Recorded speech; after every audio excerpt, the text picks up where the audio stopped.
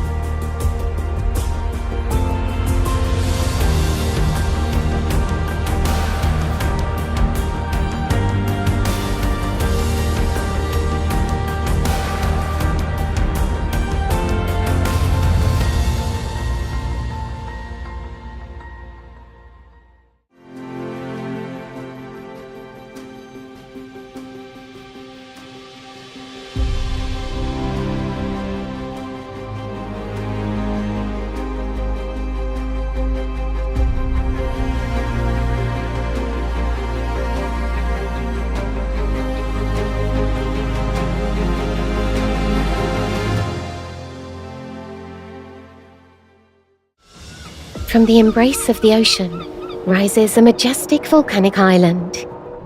Its face, sculpted by nature, reveals a harmony of untamed beauty and stillness. Its origins are fiery, but its heart beats warm.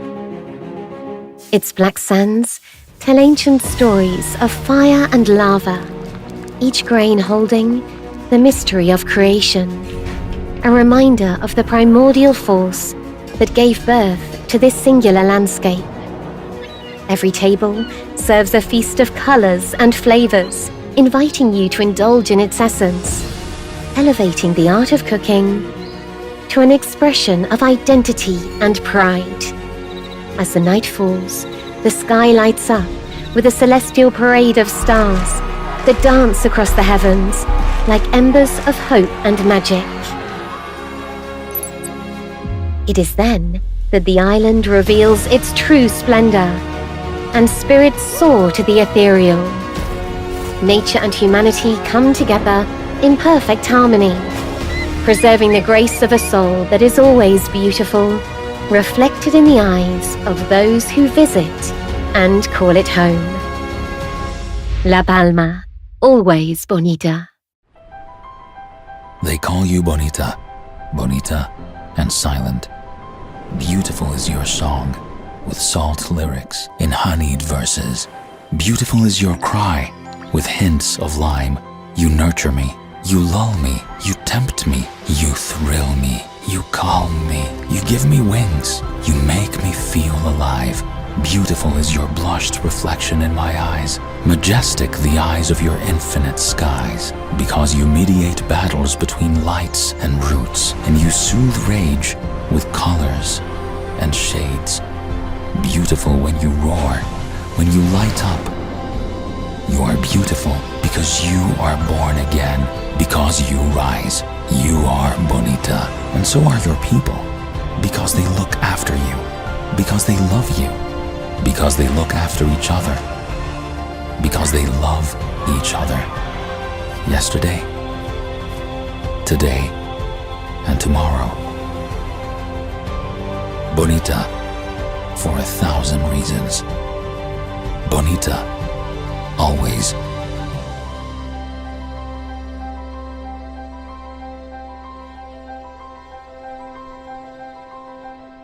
La Palma, la isla bonita.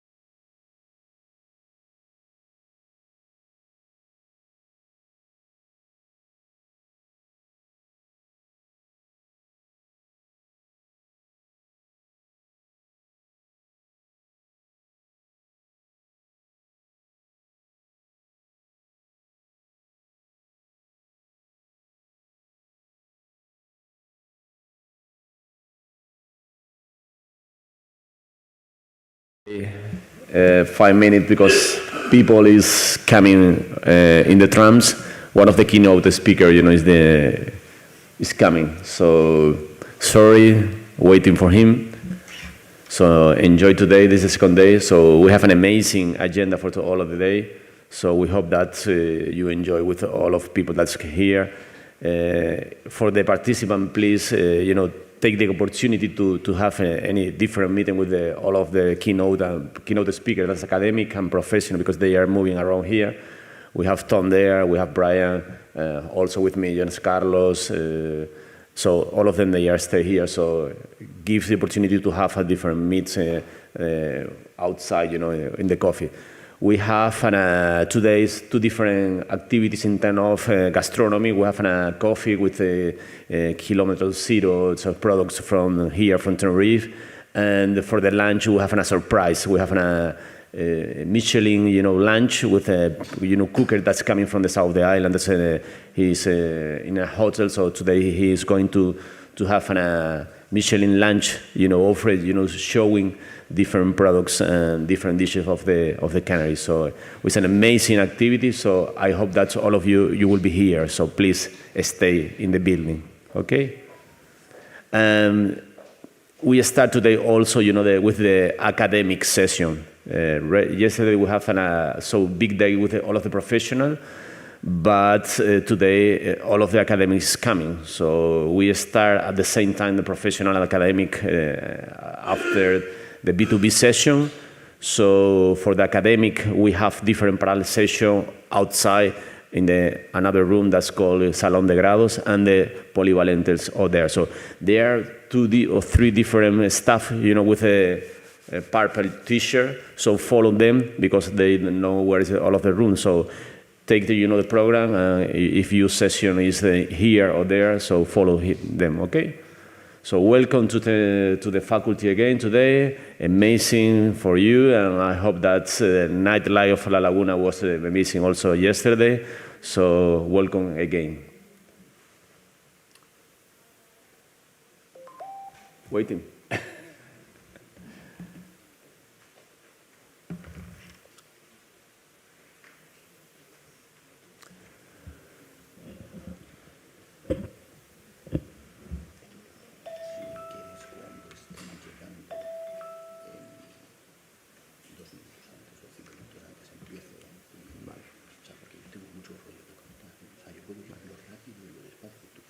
¿Quieres que te voy introduciendo? I think so that's okay. So I'm going to introduce the session as coming. Okay, let's go.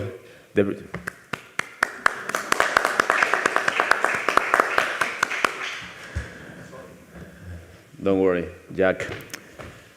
So thank you very much, Jack. I'm going to introduce both. Over there, Carlos. Carlos Fablean is a full professor of marketing of the University of Zaragoza. Is probably one of the guru of metaverse. So he knows a lot of people things about the metaverse, different things about the technology. So it's an amazing person in terms of that. Close to me, we have Jack Bulchan. It's also full professor of business in the University of Las Palmas of Gran Canaria. He's our neighbor. And actually, he is the president of ITT, that's International Federation of Tourism Technology. So for us, it's too happy to share with him and both here in this meeting or this session. So we are going to discuss about what the future in terms of digitalization, digital transformation, marketing, digital marketing, Okay, so you're welcome, Jack, Carlos. Carlos, go ahead, and thank you to be here.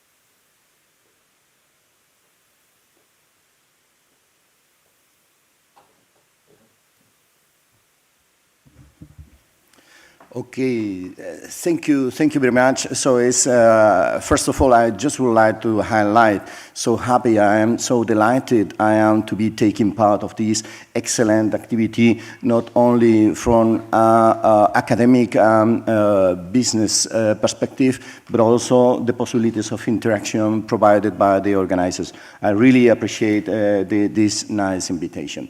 So I would like to focus my attention inside the digital transformation. I would like to highlight how do I think, how do I expect that they are changing the relationship between the customers and the tourists and the companies. Okay, so first of all, let me start saying by something important is changing. We can perfectly see nowadays. So it is evident that many important things are changing. So let me tell you that some companies, such as Uber, is the most important company in taxis, and they do not have any taxi. Some other companies, such as Airbnb, is the most important company in hospitality, and they do not have in property hotels, or most part of the business activities that they are provided by them, they are not owned by them. Okay, so everything is changing. So quite probably behind these there are some ideas in relation that we need to reduce the consumption. We need to share everything that we have. I remember that when I was younger, so a good present was a record. Okay, who is going to buy a record nowadays? We do not buy any more movies. We do not buy any more books because we have in Amazon, in Netflix. Everything is changing. We are selling the bikes. We are selling the cars. We are starting to sell the cars. We are selling the apartments. We are selling everything. So something important is changing. All those changes are highlighting us that definitely we are in a new industrial revolution. So we pass for the first industrial revolution related to the coal, related to the electricity, related to the computer. It was the third, so we are involved now in the fourth industrial revolution, that it is the time of artificial intelligence, that it is the time of immersive technologies, blockchains, big data, and so on. This will be changed very substantially, the way in which we relate ourselves with the customers, the way in which we relate ourselves with the clients. So definitely the tourism is one of the most affected sector. So I would like to focus in this presentation the attention on the possibilities of immersive technologies, because I believe that immersive technologies can change very significantly the way in which we establish the relations with the customers. Okay, so they allow us better experience, they allow us more dynamic experiences, more autonomous experience. Definitely, all this provides more added value. Okay, so let me just talk you about the different realities provided by this kind of technologies. In the left, we have the real environment, the real world. In the right, we have the virtual environment, the virtual world. This is one of the virtual, the immersive technologies, the virtual reality. When everything is virtual, nothing is real. Okay, we also have the augmented reality, where virtuality overlaps the reality. So the more clear example is Pokemon Go. In addition, we have augmented virtuality, where the reality overlaps in something virtual. So it is very interesting as well. Here in this paper, we connect something that we call pure mixed reality, when everything looks like real. So you cannot distinguish what is real and what is not. Okay?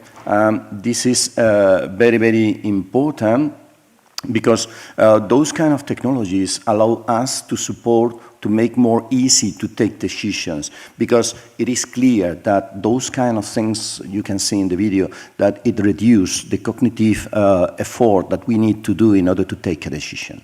Is this clear? I understand. Is more clear now? okay, because the earning is not existing.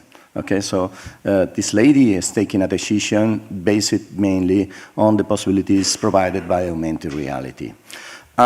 This is something that it's very, very interesting, which allows us to publish very, very interesting papers. But also, let me tell you that it is something that it is real, okay? Because there are even studies that says that the cows are having better milk when they are relaxed with this kind of devices, okay? Definitely, those kind of technologies are changing the way in which we relate with the customer, and definitely the industry of travel, the industry of tourism is one of the most significant industries being affected by all those changes. In any case, it's going to be affected all the way in which communicate. It's like mobile phone, it's like the internet. Who of you have one of those in the pocket, okay? Everybody, okay? Definitely, those kind of technologies allow us to establish new point of contact, allow us to increase the core experiences that we are developing, but also they allow us to develop new experiences across all these contexts that allow us to develop a different and more interesting relation with the experience with the consumer, with the company. Okay, so finally, to finish my presentation, I would like to highlight that the changes are going to be done in all the stages of the process. So before the trip, during the trip, or even after the trip. Okay, so I'm not going to project this video, but in this video, it's very interesting because they show you how are you going to experience situations if you plan to go to the Everest. And they say, one of the things that they say is that helicopters don't go beyond 8,000 meters, okay? The helicopters cannot rescue you if you have a problem, so think twice, okay? In this other video, of course, we can use all those kind of devices in order to provide additional information to the customer in the museum, or even you can record 360 degrees video, because so many frequently we go to a travel, there is something that we cannot catch our attention to this, and later on watching this information we can have a more clear picture of what is happening here. Okay, so definitely all those technologies are going to be very, very interesting to prepare the trip, to search for information, even to pay, to visit places that do not exist. We can be back 2,000 years ago. We can go to the moon, to Mars, and definitely we cannot go in reality. We can visit very, very distant places. We can have better information before the travel because we do not know what can we expect when we go there. But if we have all this information, we have a more clear picture what are we going to expect there, okay? And definitely we can visit because after the travel, because the travel is not the moment in which you are traveling. The travel is when you remember those kind of things that it has been happening and we have been enjoying so much. Definitely, this is the door entrance to the metaverse. We organize an international conference that it became very, very international as a result as we are using the metaverse, okay? The metaverse offers very, very interesting possibilities of interaction in terms of accessibility, in terms of cost saving, in terms of immersive presentations, original networking. This year we this year we made face-to-face this conference. We have problems because many people could not have the passport or the visa to enter to Spain. And this is a problem, okay? When you are addressing a global community, and of course, people coming from New Zealand, from Australia, and many countries of Asia could not travel because the cost of traveling is very, very important. And definitely, the metaverse will provide very, very interesting possibilities of engagement, okay? So let me summarize the advantage saying that the advantage is that you can enjoy the experience whenever you want. You will have unlimited access. You do not need to travel. That's clear that if we do not travel, we cannot taste the fantastic food that you have here, the fantastic weather that you have here. So there are some limitations as well, okay? You can go beyond the reality. You can reduce environmental pollution. It's more sustainable activity. Definitely, it is not a real experience. It's only a copy of the real experience. Lacks some senses, as I say before, in terms of touch, in terms of smell, in terms of taste, okay? So you cannot experience all those activities, which are fantastic, okay? Definitely something is changing. Definitely, we need to develop the tools in order to be more appropriate, because of course you cannot stay 24 hours with those kind of devices because people is not used to. Okay, so I hope I can have an interesting picture of some of the ways in which everything is going to changing. Definitely, I hope we can see these changes very soon. Thank you so much.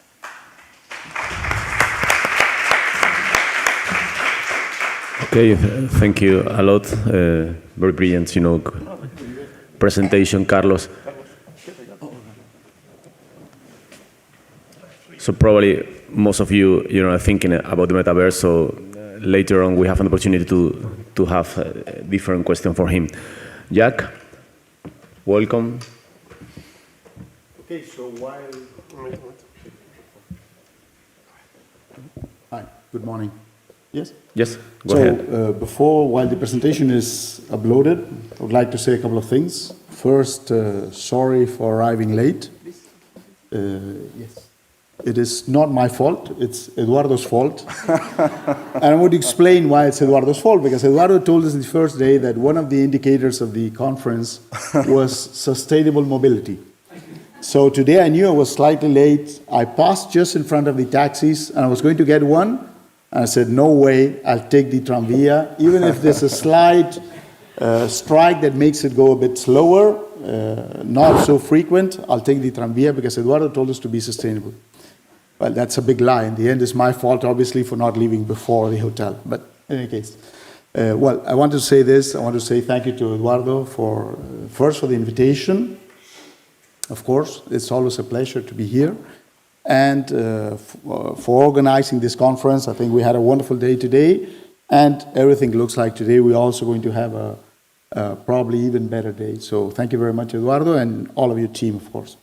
Great. So we're in the Canary Islands. So let me tell you how AI or how technologies and digitalization are transforming the tourism sector. Probably a little bit from our perspective of a mass tourism destination. Okay, so that's I'm not going to be very extensive. Some of the things that I'm going to speak about would maybe require a bit more of time, but I'm just going to try to give an overview of the process. Who I am? I'm a professor at the University of Las Palmas, so very close to here. And two things from that slide. As Eduardo said, I'm the president of IFIT, which I will mention in the next slide. And I define myself to be a techno-realist. What do I mean? I mean that today we have a lot of cross messages. Some messages say that technology is going to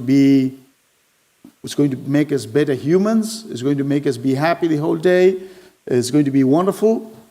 Other perspectives tell us that technologies are basically the evil, and technologies only bring problems to humans.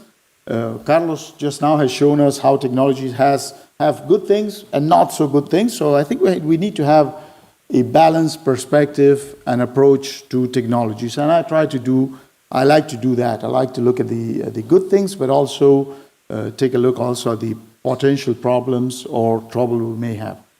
So this is the organization that I'm currently the president, IFIT, the International Federation for IT in Travel and Tourism. So if you are interested in digital technologies in tourism, please come join us. We will have our conference next year, February, in Poland, organized by the well-unknown person, Dimitrios Bouhalis, who I'm sure every one of you know him. He's organizing, he's the chair of the conference, so come and join us. I think he's putting together a wonderful conference. On to what I was going to speak today. Where do we come from? We come from a type of tourism that before the internet only allowed very, very massive products to arrive to the market. What does this mean? This means basically a product that would fit perfectly in a tourist catalog. So you went to a travel agency, and in the travel agency you would search, you would take a look and see the hotels or the alternatives, you would choose one of them, and that would be the way that most people would do tourism in those days. Could you have different products? Yes, you could, but your arrival to the market, your possibilities of arriving to markets were extremely limited. So you were trying to exchange a house, you could exchange with your acquaintances, with the people you had around, and basically that was it. Okay? So only mass products arrived to the market. Of course, what happens? That when the customer, and this we perfectly know, when the customer has no information, what happens?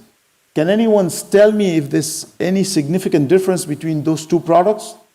These are two tourism products, which I'm sure if you were in a travel agency and you had to choose between these two, not big differences, no? They're very similar. The only problem is that one of them is in Spain and the other one is in Dominican Republic. So products were extremely standardized because we believed this, or everyone believed that this is what customers wanted, or this is the only way that we could arrive to customers. So everything became a commodity. Everything became a commodity means the only differentiation was price-wise. Price was the only thing that would make a customer decide if to choose product A or product B. In this sense, and during all these years, destinations, we in the Canary Islands, but most destinations around the world, became white label destinations. What does that mean? It means that we were able to produce tourism, but we didn't know how to sell tourism. We didn't know how to commercialize. We didn't know how to approach the markets. That was done by tour operators and travel agencies. During the internet era, digital tourism, e-tourism, the big change that happened is that with the existence of the internet, the whole dynamics of the sector changed.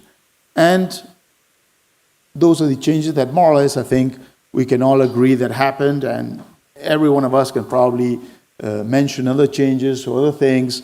Of course, new actors and agents, new destinations, the low-cost phenomenon, e-warm, and even what we've called platform tourism with Booking, Google, Airbnb, etc., which were just mentioned by Carlos. No? This is basically what we have seen, and in this sense, destinations changed significantly. And if you, Jose Juan from Promotur is around, and he was telling me all the competencies that they have now in the process of digital marketing and how destinations have had to evolve, obviously, and improve their commercialization capabilities.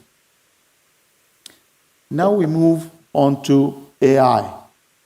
And as Dimitrios said yesterday, I also believe AI is not just one more advancement in technology, it's not just one step further.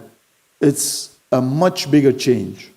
As he was saying yesterday, we are passing from a model in which technologies helped us in decision making to a process in which technologies will almost make the decision for us. And that is probably the biggest change that we're going to see in the next 5 to 10 years in every aspect of the economy, and tourism, of course, will be one of them. Currently, we are extremely focused in the area of generative AI, and that is the buzzword today. But we should not forget that AI and the AI ecosystem is much bigger, and we will see the system developing in the next few years. We're just starting to see the first AI applications. One clear thing that happens always is that with technology, sometimes we tend to think that one advancement is going to replace the previous model, And what we have seen in the end is that this does not happen. Today you arrive at when you get home, sometimes you want to watch Netflix, sometimes you watch the TV, sometimes you go out to the cinema, sometimes you watch the radio, you listen to the radio, sorry. With tourism, the same thing. There's still people that want to go to a travel agency and get a package to the Canary Islands for 1 week. I don't want to think during the week, I just want to go there, stay at a hotel and have a good time. That's perfectly fine. We also have digital tourism happening, we have platform tourism happening, and we have AI tourism just starting to happen. What has happened there? That in AI, for some time, when I studied computer sciences, AI was a model in which we tried to put the knowledge into the algorithms. Okay, so we spoke about expert systems, we spoke about case-based reasoning and this kind of things. Today, the focus has changed completely, and currently everything is based on data. On the data that we have, we put into the systems, and the systems learn. From there, the concept of machine learning, the system learns and improves its recommendations, and the process it develops. What does that mean? It means that in the end, we need data. Without data, none of this will work. And in Europe, for example, we have a wonderful AI law, but we don't have a data law. So we don't have a way of being able, as a final user, to say, I have my data obviously not in a USB, but I have it in a cloud. This is my data. I can do things with it. I can, and I can train algorithms that will then give me the input or the recommendations that I want. And this is something that we don't have solved currently. Final situation, when we put together data, AI, the personalization algorithms, the development of new products, this means that in the end, from the idea that we had before that everyone experienced the same kind of tourism, what we expect is that slowly, every tourist will be able to configure their experience, their destination, their travel. So two of you that come here to Tenerife to the same conference will have a completely different experience, but not because you have dedicated a huge amount of time to the preparation, but because the systems are able to help you in the process of designing a perfectly fit experience for your desires. Which means that in the end, from having this mass type of tourism, what we will have is a huge amount, a much bigger amount of many different types of tourism. This is what we expect that will happen in the next few years. Two very short notes to end, and I'm sorry if I'm slightly above my time, but I think there were two messages I would like to finish by sending. This perspective is one that I think we will see deploying in the next years. One very important thing, we are in the process of analyzing how AI and robotics can impact employment, especially in the tourism sector. Of course, as you can imagine, here in the Canary Islands, the amount of employment that comes from tourism is huge. In the last year, 2023, approximately 1/5, one of every 5 contracts in the Canary Islands, of contracts in the Canary Islands in total, 1 out of 5 were for chambermaids in hotels. Okay, so you can imagine the size of the workforce. We are starting to study if technologies could replace human workers, and if this can be a major threat to the destination. Up to now, what we have found is that, and I'm saying thank God, chambermaid of hotels do up to 50 different micro tasks, and up to now, 2024, this doesn't mean that maybe next year things will have changed. We have not been able to find technologies that are really able to do many of these tasks. So up to now, it seems there can be some indicia of partial automation, but at least in theory, it doesn't seem like this is something that is going to happen in the next few years, but it's something that we want to monitor closely. Second, an article we just published in Dimitrios's journal, in Tourism Review, in which what we prove is that, as you can see from the title, in regions in which there is a higher amount of tourism development, and I think this is relevant with the debate that we have currently in the Canary Islands and in every major tourism destination, tourism development is not, and I want to stress the word not, is not associated, we don't have causation, we have association, is not associated with lower quality of employment at the destination. Okay? There are many reasons. The paper is extensive. I don't want to do a summary to it now because I would take much more of the time that I have available. But this is one thing that we know already, is that regions with a higher amount of tourism do not have systematically a lower quality of employment. Thank you very much, and I'm sorry if I took a bit more time. Thank you.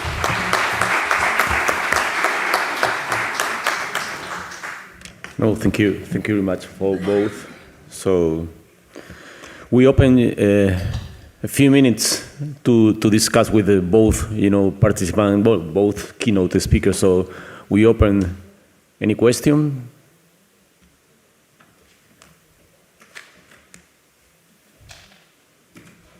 Any technology question? So yes, there.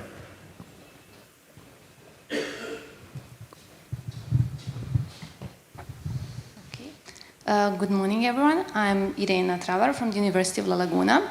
I have some questions for maybe both keynote speakers. You talked about big companies like Uber or Airbnb that dominate the tourism market. But my question is related, how can an individual, for example, a tourism entrepreneur, get into the market? What are possibilities maybe of some small companies? Because of course, now the market is dominated by very big companies. So where can small companies see their opportunities? So some local companies, because we talk about sustainable tourism, we talk about sustainability, about supporting local economies. So where are local economies in all this global market? Okay, thank you. Very, very interesting question and appropriate for this context. So definitely we have been highlighted the position of big companies, but I think we have to face the changes that we are experiencing in Industry 4.0 are going to be very, very similar to the changes that we experienced in the third revolution, so with the development of internet. I remember that at the beginning when the internet has been developed, so the idea was, well, everyone can act local and have a global impact thanks to this, okay?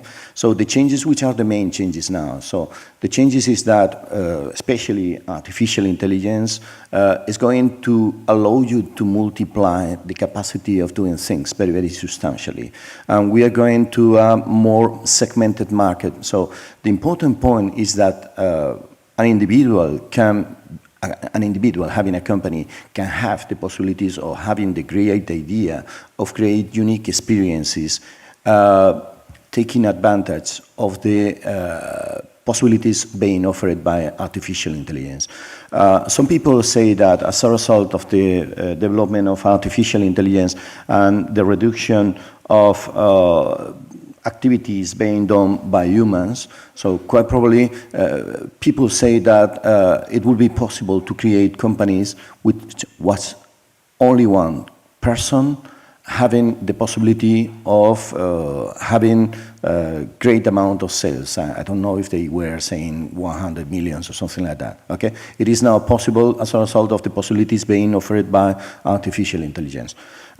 My suggestion is to take advantage as soon as possible, because also the technology will multiply the effects of big companies. But if you are good enough in order to position yourself as the first mover in something, and you create a brand, you will have a very, very good position that will be very, very difficult taken out by big companies. Thank you. I think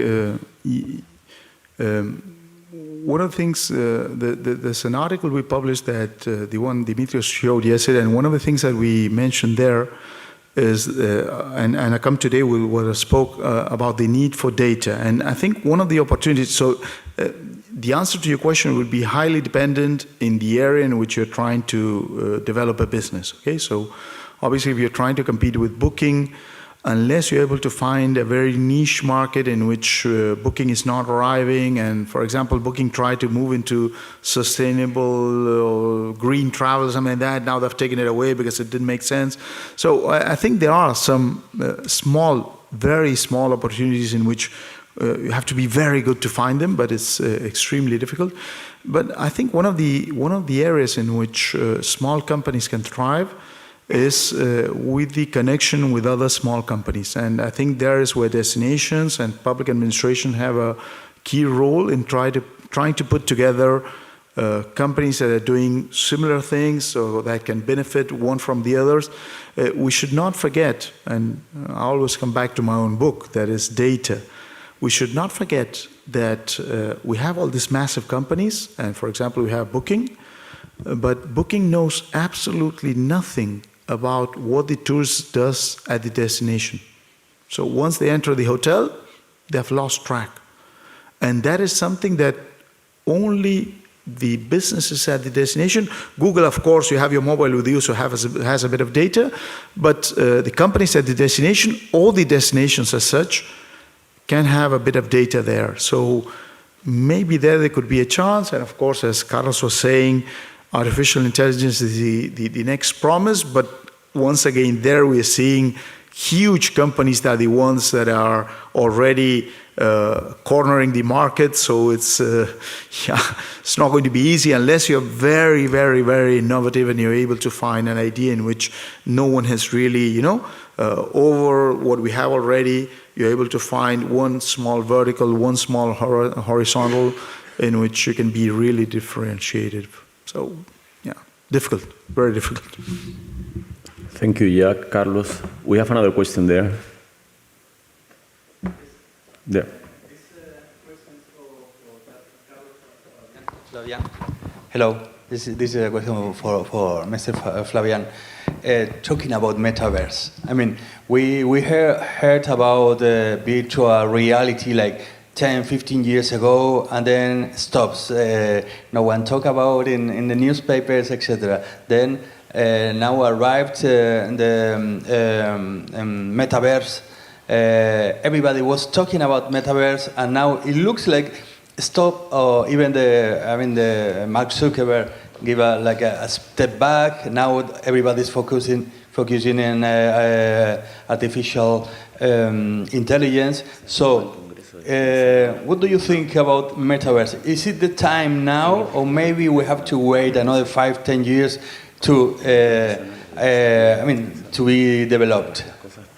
Yeah, a very, very interesting question. So definitely, I like new technologies, and I really like your name. You say you are a realistic of technologies or something like that? Techno-realist. Techno-realist. I'm also a techno-realist, okay, I can use this. I focus in technology which is really giving a value and what is with us now, okay? So in general, we have been talking about very, very different things, and definitely there has been a very, very important interest for this. As we are in private, I can tell you that definitely I believe that the progression of the metaverse has been arising as a problems of Meta, who has changed the name from Facebook to Meta, and they have been highlighting everything. But on those times when all the people was asking me for conferences on the metaverse, I was thinking that this is something that we will have in 30 years' time, 20 years' time, more like this, okay? But the virtual reality is a reality now. Augmented reality is a reality now. The possibilities of generative AI is a possibility now, okay? And definitely, I think it's still a theoretical concept, and the talk that I used to do on this is highlighting what do we need to do in order to achieve the real metaverse. Talking about the heads, which you cannot buy, everybody cannot buy a device of 400 euros at least, okay, which is 400 grains. Sometimes you became ill and these kind of things. I think that definitely is a theoretical concept. Okay, that quite probably in 20, 30 years' time, perhaps the AI, the general AI arrives before than the metaverse, but the metaverse is still a theoretical concept that can establish very, very interesting links. I can tell you that I have many, many friends from Australia, from New Zealand. Sometimes when I meet the people, I realize that I do not know those people because they are taller than I. Okay, I have been always talking online, okay, but we have so frequent relationship, but we do not realize that we have so limited contact. So please give an opportunity to the conversations that we can develop online and so on. And definitely, I think this is also something that can increase our capacity. For example, there are interesting studies highlighting, we also research on the user experience behind robots. There are interesting studies in which people in a hospital were taking the clothes off. When there is a machine which was clearly that there was a machine, people do not react, not have any problem. But when the machine was clearly a robot with eyes, ears, and so on, people don't want to take the clothes off, okay? Because they think, well, I'm in front of something else. I'm in front of a personality here, okay? One question more. Any question? There, we have a question there.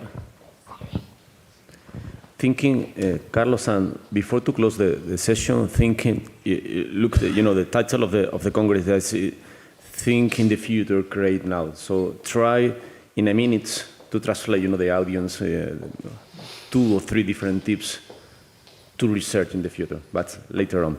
Question. Hello, yes, this is a question to Jacques Bulchan. You said in the last part of your presentation that not always that if a touristic destination develops, that's not linked to a low quality of jobs. But it seems different in Canary Islands. The public opinion says you hear that it's a connection, always the same connection. Why do you say this, and how could you explain about this? Yeah, but easy. Now, what we found, and this is not very important it's data. I mean, it's objective data that we've used, and we've taken data to see how the relationship between the quality of employment and tourism development. This does not mean, we're not saying that tourism development does not generate low or high quality employment. This is not what we're saying. We're saying that there's not a connection between the 2 variables. Why? Because we also have to think that when tourism development grows, there's also the creation of jobs in other sectors that are parallel to the tourism sector, in which maybe the quality of employment is not so low. We also have to take into account, and this was said yesterday also, yeah, people always say about the low quality of employment in tourism, and this is something that in some areas at least we need to acknowledge, but we also have to take into account the alternatives that you may find, okay? So, yeah, we maybe say we don't have a very high quality of employment in certain posts in the tourism sector, and this we know, and we can probably agree on that. But if we didn't have tourism, what would the alternative be? Probably the quality of employment would be even lower. Once again, this was done with, I think, and I'm sure, I don't want to make any mistakes with this, but I think it was 160 regions of Europe in 2 waves of the European Working Quality Survey. So I think the sample is large enough to be at least kind of sure that the data is robust. And once again, we were not able to study, and we don't have that. We don't have causation, we have the correlation. So we know that high tourism development is not associated with low quality of employment. If you want the paper, I can send it, and you can see there the detail of the... Okay, I will be pleased if you... Yeah, of course, Thank you. Sure. So many questions. And it's necessary to work in terms of collaborating all of us. It's necessary to have to look the future in terms of opportunities. So it's necessary. That's why that's the Global Summit. We want to work in that. So to build different bridge where all of the academia and professional have the opportunity to have an encounter and to discuss the future. So that's many questions. In a minute, please. 2-3 different tips from technology in the future, thinking what's research, More than 3. Just focus the attention in how the use of immersive technology, that means virtual reality, augmented reality, mixed reality, and so on, change our perception of experiences. How do we interpret the reality, how do we react, and how do we interact? And especially important, the combination of stimulus between different senses, because sometimes using one sense, you can impact in the other sense, like the people who has this kind of possibility of having interconnected senses. I think you have a fantastic opportunity to research there. 3. Go. Data.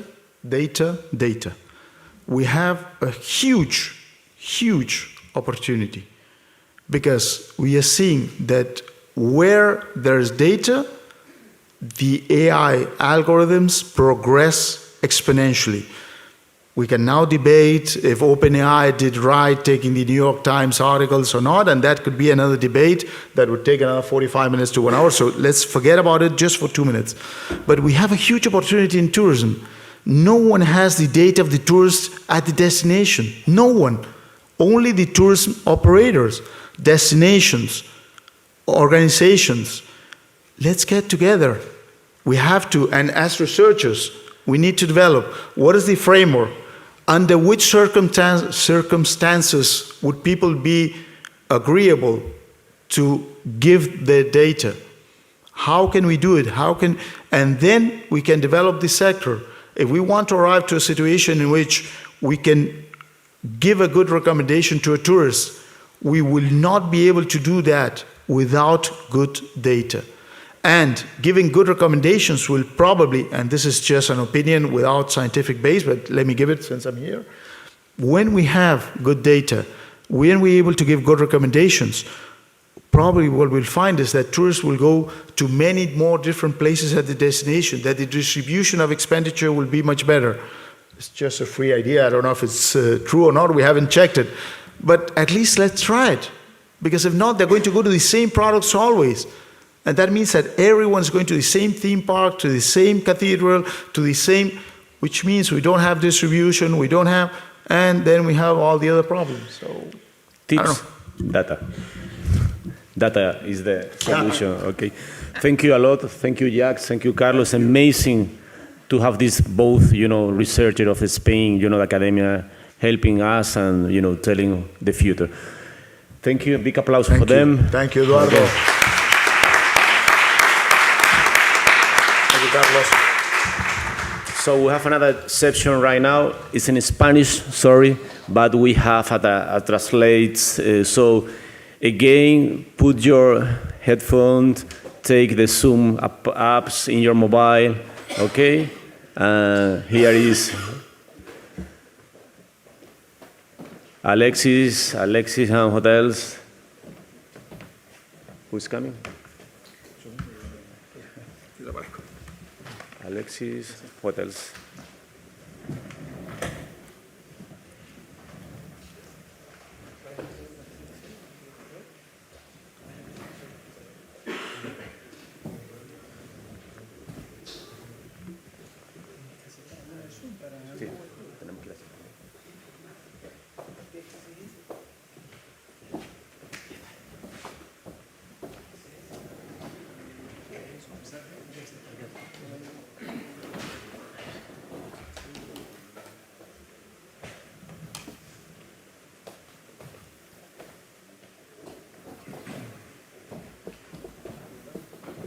¿Esto?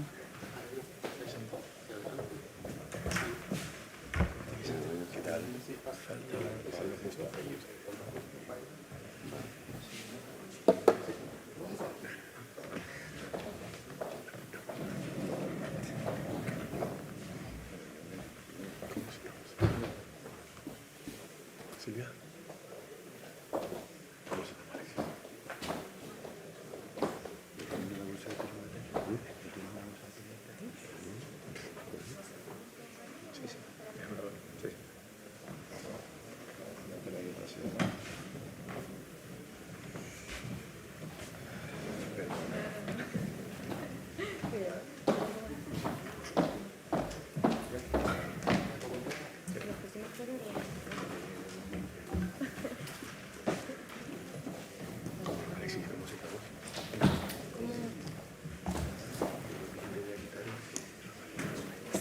va.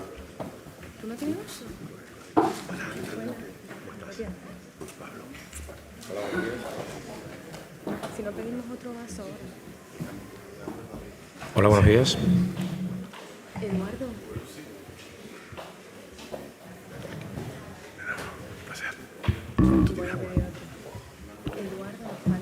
Good morning. Thank you very much to all the professionals who are with us today in La Laguna. People who have come from up to 15 different countries and who are helping us to analyze, to reflect the situation of tourists globally. In this blog, we will talk about the opportunities that tourism and its value chain offer for the development strategies, alliance, synergies, consortium, and business in general. Welcome to all of you. And now, if you will allow me, we will develop this blog in Spanish, for which we remind you that you have simultaneous translation and that you have received the instruction in your email. And to access it, you only have to follow the instruction and connect your headphones a partir de ahora, si les parece correctamente, y siguiendo las instrucciones que hemos comentado, empezaremos este bloque en español. Quiero dar la bienvenida inicialmente a nuestro compañero y director de cooperación técnica. Director of the World Tourism Organization, Jaime Mayaki. Since 2023, he has led the UN's technical cooperation in tourism. In this key role, he oversees the organization's comprehensive technical assistance project worldwide, driving multi-sectoral initiatives that enhance the role of tourism as a pillar of sustainable development and cooperation among member states. Before his current appointment, Mr. Mayaki was Deputy Director of the UNWTO Regional Department for Africa since January 2016, where he played a key role in leading and driving the tourism sector. And without further ado, he is natural and native of Niger and Venezuela, graduate of Montpellier Business School, has experience at the World Bank and the Millennium Challenge account. And without further ado, let's give him the floor. He will give us an introduction about the tourism situation, and then we'll continue with the European blog. Thank you. Thank you, Alexis. Very humbly, and como mencionado, me llamo Jaime Mayaki. So my name is Jaime Mayaki. I am in charge of the UN's technical cooperation in tourism at the UNWTO. And I will start making a brief presentation for those that do not know the UNWTO. And we are the special authorization in the UN for the worldwide tourism development. We are the only agency of the United Nations with a headquarters in Madrid. We have 160 member states. 6 of them are associate members. And one of the characteristics of our agency is that we have the private sector as a partner of the organization. We have over 500 affiliate members that represent companies, universities, associations, business chamber, and that fosters us and gives us a more interesting perspective in order to develop projects worldwide. We support the implementation of know-how. We foster policies worldwide and in specific territories too. And we use tourism as a development tool, economic and inclusive development tool. And we also cover several areas. In the last year, we've been rather focused on the innovation and investment and education areas, where we did not develop strong projects, and with the implementation of new policies in the department and of new executive director, Natalia Bayona, we are giving a more interesting focus in that topics. We develop also statistics I listened the previous speaker talking about the data, which is a very important topic, and the support to the member states in terms of statistics. Tourism statistic is very, very important, as well as the promotion of all those topics by designing, implementing technical projects that my department is carrying out.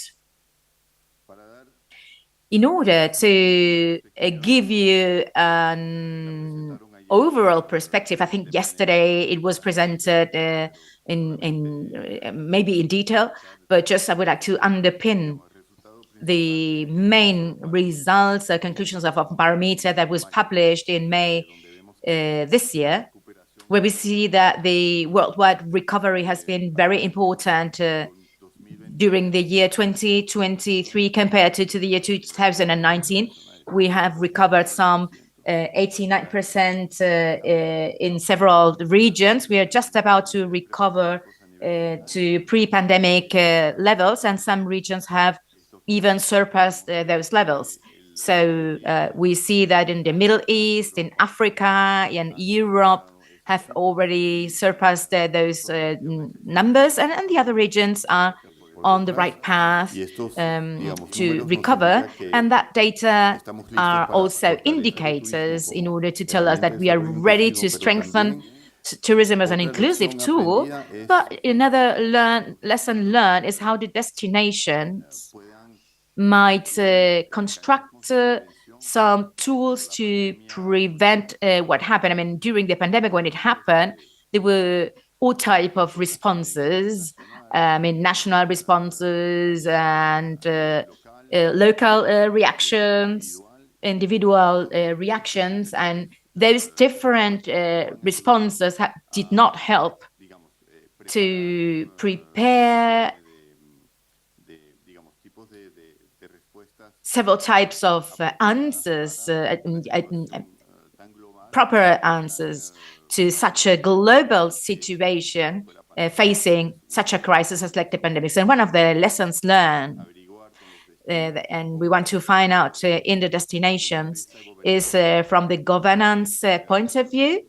We would like to foster some response mechanisms when we have to face crises like a pandemic, but also other local and national crises that might happen. The unit that I manage has a main issue, which is to generate impact at national level in those countries where we have, let's say, several experience. I mean, our mission is to develop and implement high quality projects to strengthen our member states, to support, as I said before, the tourism as a growth engine under the perspective or the sustainability and mitigating poverty. And we want to promote well-being, we want to create well-being, as I said, employment, develop tourism initiatives, they enhance the collaboration between the private and the public sector, generating a good and positive impact. That's very important for us. As long as we have some affiliate members within the organization. And as I said before, that helps us pretty much in order to disseminate the know-how and to integrate innovative solutions in the production projects that are implemented worldwide. Our comprehensive perspective includes social, cultural, environmental, and economic perspectives, and through that approach, we try to enhance a sustainable economic growth. As I mentioned before, we work in several topics. We support the planning and development of policies, which is something that we carry out in places like Botswana, also at regional level. This is something that we have already done for Paraguay, and we are currently developing a strategy and sustainable tourism policy for the Dominican Republic. We want to strengthen the capabilities of those states in the value chains in Moldavia we are supporting entrepreneur women, training them in human resources. And we also have a very similar project in East Timor in order to how to manage emergencies, communication. That's another highlight of our approach. We published 3 years ago a white paper on security and safety in tourism, and we're currently developing a new initiative, which is to support tourism policy at destinations and train destinations that have already tourism police, which is something innovative that is being developed right now. In terms of statistics, of course, the methodology that we have developed is the strategic tourism account that allows us to measure how tourism contributes in local economies. And very short ago, we approved the measure of sustainable tourism, with this new method that has been approved by the United Nations Statistics Units 2 months ago, which is something very important for us too, in order to make the marketing and the promotion another tool or area where we have pretty much experience. We have projects in Greece, in Tajikistan, in China, in several provinces of China. We are currently implementing those policies, to develop products, diversification, and alliances and cooperation and exchange of good practices between the member states of our organization. So further on, I will present a few examples of those alliances through the cooperation projects. To give you a global perspective of the projects that are being implemented right now, you can see in the image that I'm just showing, you can see the worldwide coverage that our unit has. There are many projects in Africa, also in Latin America. We are developing several projects in different regions, like we are doing the same in Asia, in China, in Europe. But as I said before, in some Chinese provinces, and that enables us to cooperate with private corporations in China. We have over 40 projects and in 30 member states. And in general terms, our project cycle is the following. Projects are managed after member states present their application. And after understanding the needs, then we develop some proposals. Every once in a while, we have consultancy missions in order to understand the local needs they might have. Later on, we project and develop how we could establish collaborations, alliances with the chambers of commerce, depending on the topic, and other international organisms, agencies of the United Nations that work at local level, or multilateral banks like the African Development Bank, World Bank, or the Asian Development Bank. And from that point on, then we implement the actions on site, and we measure the quality of those actions too. And after implementing those, we generate other perspective, giving continuity to the procedures.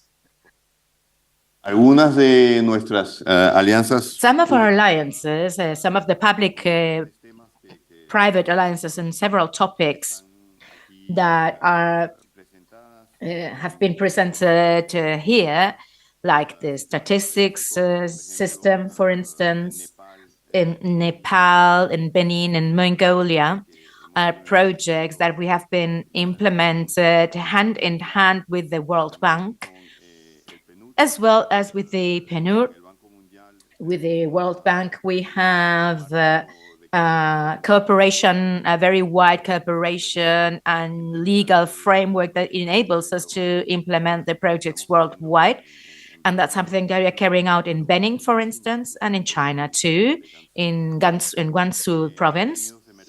Regarding the marketing and sustainable tourism development with Tajikistan, we have developed a project with the Asian Development Bank, sustainable tourism project. In the case of Greece too, with several town councils as Tassos and Skiathos. We have developed strategies regarding the surveys among the resident inhabitants. Regarding women empowerment and youth empowerment in Moldavia, we have a very interesting alliance with the University of Moldavia. Likewise, the Investment Agency of Moldavia and with us. So through that support, we have a capacity to impact in a very important manner, which enables us also to have a very unique impact. And what I mean with that is that with the crisis that between Ukraine and Russia, Moldavia is a country that hosts about 1 million Ukrainian refugees, and the integration of that population in the labor class is quite a problem. So through the project, we try to incorporate women in the training process and capability process so that they have more job opportunities and can play an entrepreneur role. And we feel very, very proud about that policy, not only because we support Moldavia, but also Moldavia can benefit through those alliances, so we can give response to some of the problems that are present not only at national level, but also that come from outside the boundaries. And in order to, just to wrap up my presentation, I would like to summarize somehow the strategy that we have within the department in terms of public and private cooperation. We develop projects in several areas. What we try to do is just to have incentives for the private sector.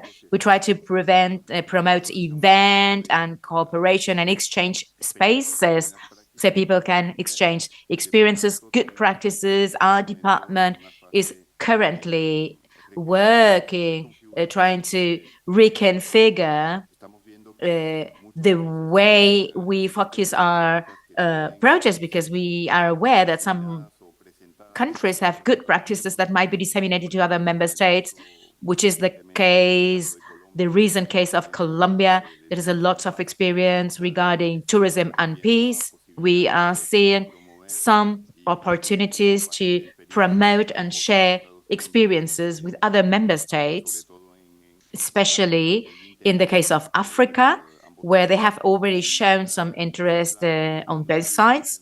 And that's the new dynamic that our unit is taking. The strengthening of the capabilities in the private and public sector is something that we need to develop. Likewise, strategies in human resources in the tourism sector, something that we have been carrying on for a couple of years in several countries where the tourism has a very important impact in the economic sector, in the case of Seychelles or Morocco. And we have guides, methodologies. We are designing investment guides, not only for specific territories, but also for nations. Regulation framework in terms of hotel classification. That's something that we're implementing in Morocco. Innovation and investment. We have launched 2 years ago some challenges in innovation. At present time, we have one regarding women in the technology field in the Middle West, and another one in Colombia in community tourism, together with the CAF, which is the Latin American Development Bank. So that type of alliances are very important for us and define our strategy as an organization and as a unit too. And I think that with that, I can finish my presentation. Thank you so much. Thank you, Jaime. To continue, we will just see two short videos. The first one is the World Bank. It was sent by us to Louise Twinning-Ward. She's a special senior private sector specialist, markets, technology, global unit, finance, competitiveness and innovation, World Bank Group. And then we will see a video of Jose Barea, head of the Multilateral Department, Economic and Commercial Office, Embassy of Spain in Manila. So we can see opportunity to foster synergies, alliances, to collaborate between the private and public sector, and that we can take advantage of in order to have a B2B and close some of the agreements. Thank you.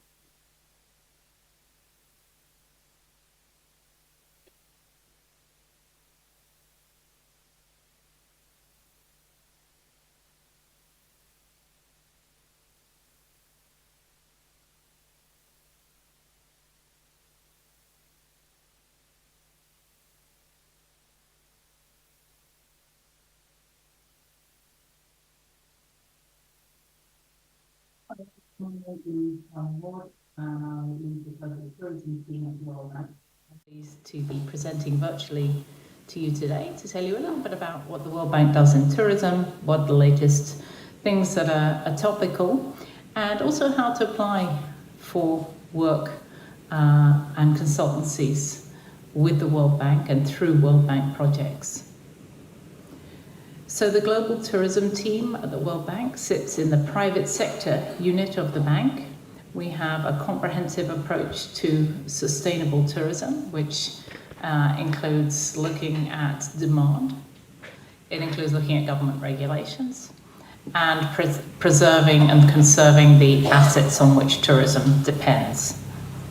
There's two main areas of work. One is development of new knowledge for tourism, and that might be around data. It could be around the analysis of new trends in climate, GHG emissions. It's also important that we look at trends for backward linkages in tourism, for the role of women and inclusion in the tourism value chain. The other area of work is in tourism operations. That's when we lend money to governments to achieve specific objectives that they might have, whether that's to diversify the tourism industry, create new jobs, or attract new market segments. So we have about 63 projects currently, really all over the world, Latin America, Africa, East and West, South Asia, Middle East, and also in ECA in Eastern Europe. So have rather a lot of projects. I thought I'd give you an example of one and then talk about the opportunities. So, for instance, we have a project called the Cabo Verde Resilient Tourism and Blue Economy Development Project, which is about diversifying tourism from the islands of Sal and Boa Vista to some of the other islands and developing new segments like hiking, yachting, and other things. And this requires a number of different interventions, including the development of hiking trails, that's an infrastructure investment and a planning investment, development of new marketing and improved statistics.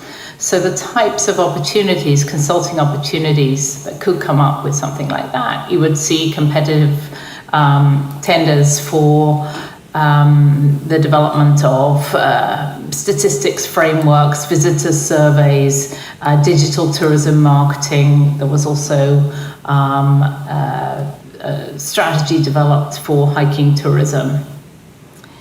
On the World Bank side, for the types of opportunities that come up, usually it's a specific consulting opportunity. In Cape Verde, it was the development of circular economy, tourism assessment that was recently done, also a short-term training course, online training for tourism businesses. So all the tenders, whether they're bank executed, that's done by us, or client executed, done by the governments, are done on a competitive process. You'll see an advertisement, you'll apply with an expression of interest, and develop a technical and a financial proposal.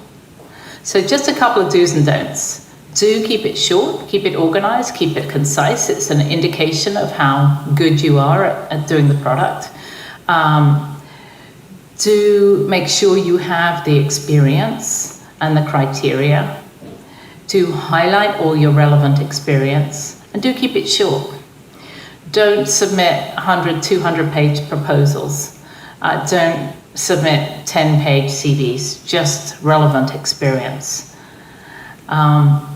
Don't try and sell a specific product or approach. Try to address the needs stated in the terms of reference. A lot of proposals include experience not relevant to the terms of reference. If it's a marketing strategy, I often see consultancies talking about a different kind, maybe a digital tourism strategy or a planning strategy. That's not what's asked for, it's a marketing strategy. So we want to see examples of the specific project that's been hired. So take note of that. And good luck, be patient. It takes time to do competitive process well. We look forward to receiving all your applications, and thank you for your interest. Hello, my name's Louise Twining-Ward and I lead the Global Tourism team at the World Bank. I'm very pleased to be presenting virtually to you today to tell you a little bit about what the World Bank does in tourism, what the latest things that are topical, and also how to apply for work and consultancies. Bueno, son cosas de directo. Vamos a pasar al segundo vídeo del señor Barea. Aprovecho la ocasión para comentar que luego tendremos rondas de 3 minutos. Video of Mr. Barea. Just I would take the occasion to tell you that we have 3 minutes for each of the attendees, and later on we will just have a debate together. So let's see the second video of Mr. Barea. Dear friends, good morning. First of all, I would like to thank the organization of this event, the possibility that they're offering in this multilateral department, Economic and Commercial Office in Manila, to give us a few minutes of their time in order to introduce you the Asian Development Bank and the business opportunities it's offering in tourism. The Asian Development Bank is a regional bank focusing its activity in more than 40 development members that goes from Central and West Africa and some islands in the Pacific Ocean.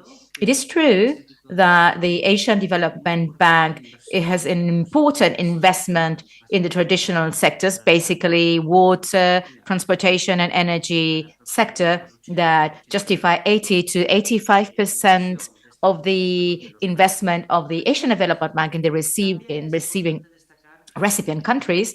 We would like to highlight that with the current post-pandemic time we are facing, there's a higher demand of the member states in terms of tourism. Specifically, the Asian Development Bank is receiving requests in order to manage some projects related to digitization of tourism, incorporation of municipal measures to manage the private short stay rentals. We are receiving also some requests in order to incorporate some smart destinations and a full range of services linked to that area of the Asian Development Bank. We have enough capital to support the funding of these initiatives. We currently do not have enough experts with which the bank can work with. So any projects of the Asian Development Bank, it might be a loan or a donation, requires some feasibility and pre-feasibility studies, which means that the Asian Development Bank has 2 main strands of work in the tourism sector. On the one hand, we have the business opportunities that exist in the tourism sector to work with companies or with individual consultants but also that support that the Asian Development Bank needs in this feasibility and pre-feasibility studies. As I said before, it's an opportunity that in the post-pandemic time might be very interesting. I encourage all of you not to hesitate to ask us in this economic and commercial office to see how to get maybe present a tender. We want to remind you that we have a wealth of information and how to generate that profile, which is binding in order to be hired by the Asian Development Bank, by the consulting management system, with several strategies to position in a more attractive manner before the heads of those projects. In the same manner, we also have a wealth of information published by the Asian Development Bank with those opportunities, the Consulting Service Recruitment Notice, which is a part of the hiring platform of the consultancy. So we are at your availability. You have our email data, our contact data. It will be a pleasure for us to count with you and help us to work with this institution and the business opportunity that it offers in consultancy in the post-pandemic times we are facing right now in the tourism sector. And without further ado, thank you for your attention.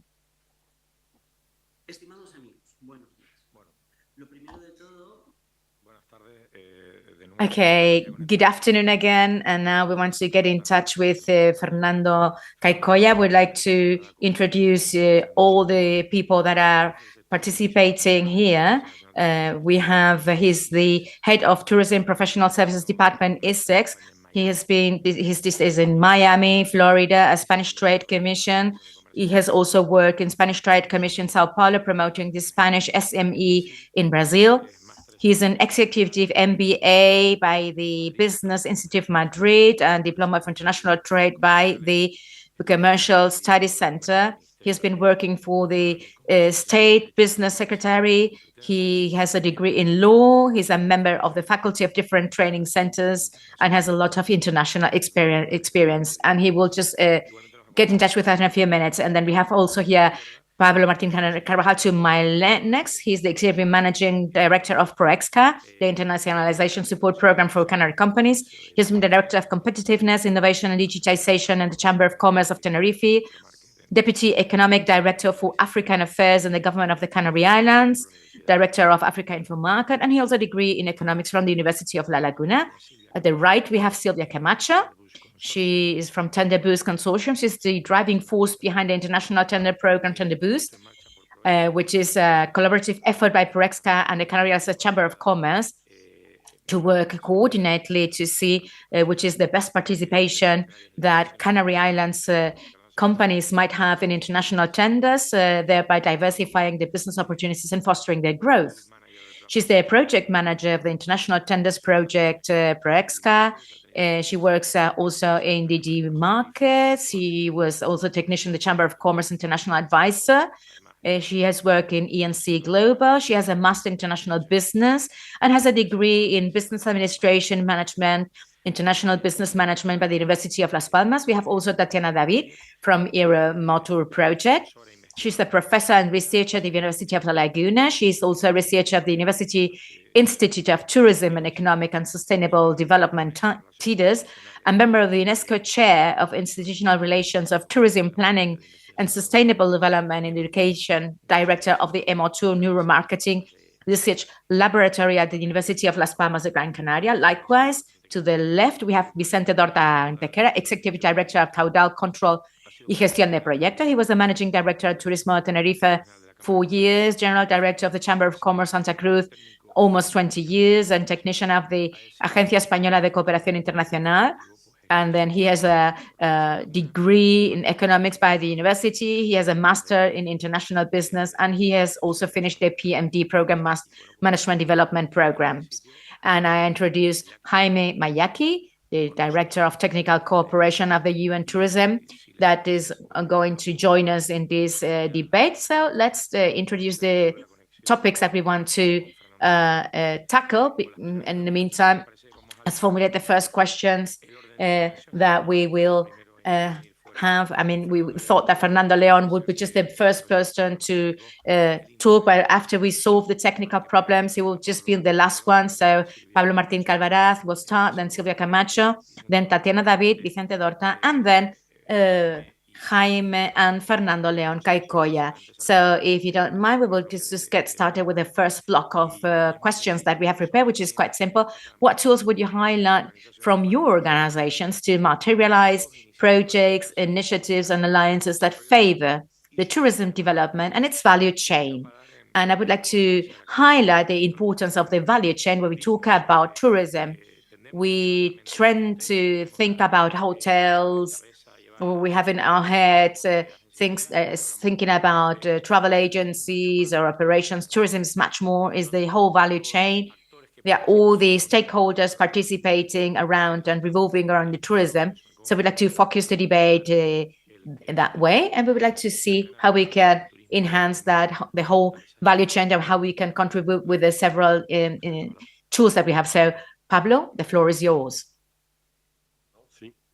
Now, thank you, Alexis, for the invitation to this panel. I represent Proexca, as was said before, and Proexca is a public company participated by the government of the Canary Islands. We are devoted to foster the exploitation and to attract investment to the islands. So, I mean, the tools, the available tools are oriented to promote the exploitation and attract investment. As I said before, we try that tourism companies go abroad and export their know-how. And regarding the investment, we try to attract I mean, we're not that devoted to the tourism sector because the dynamics are completely independent from, I mean, they're pretty much developed within the sector. They don't need us that much, or they don't go through Proexca, but they have other pathways which are rather specialized for that sector. But related to the exploitation, we try to foster how to export our know-how. We have an added value in tourism, for instance, where we might influence how to export the know-how.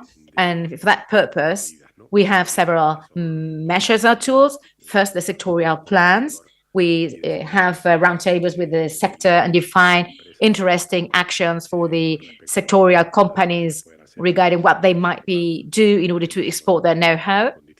And we have several clusters where tourism companies are involved, especially in know-how, engineering, and so on. Those are the sectorial plans, right? And then on the other hand, well, we have defined commercial missions, forums, seminars, and that type of actions, right? So, and then just to be more specific, and I think that the big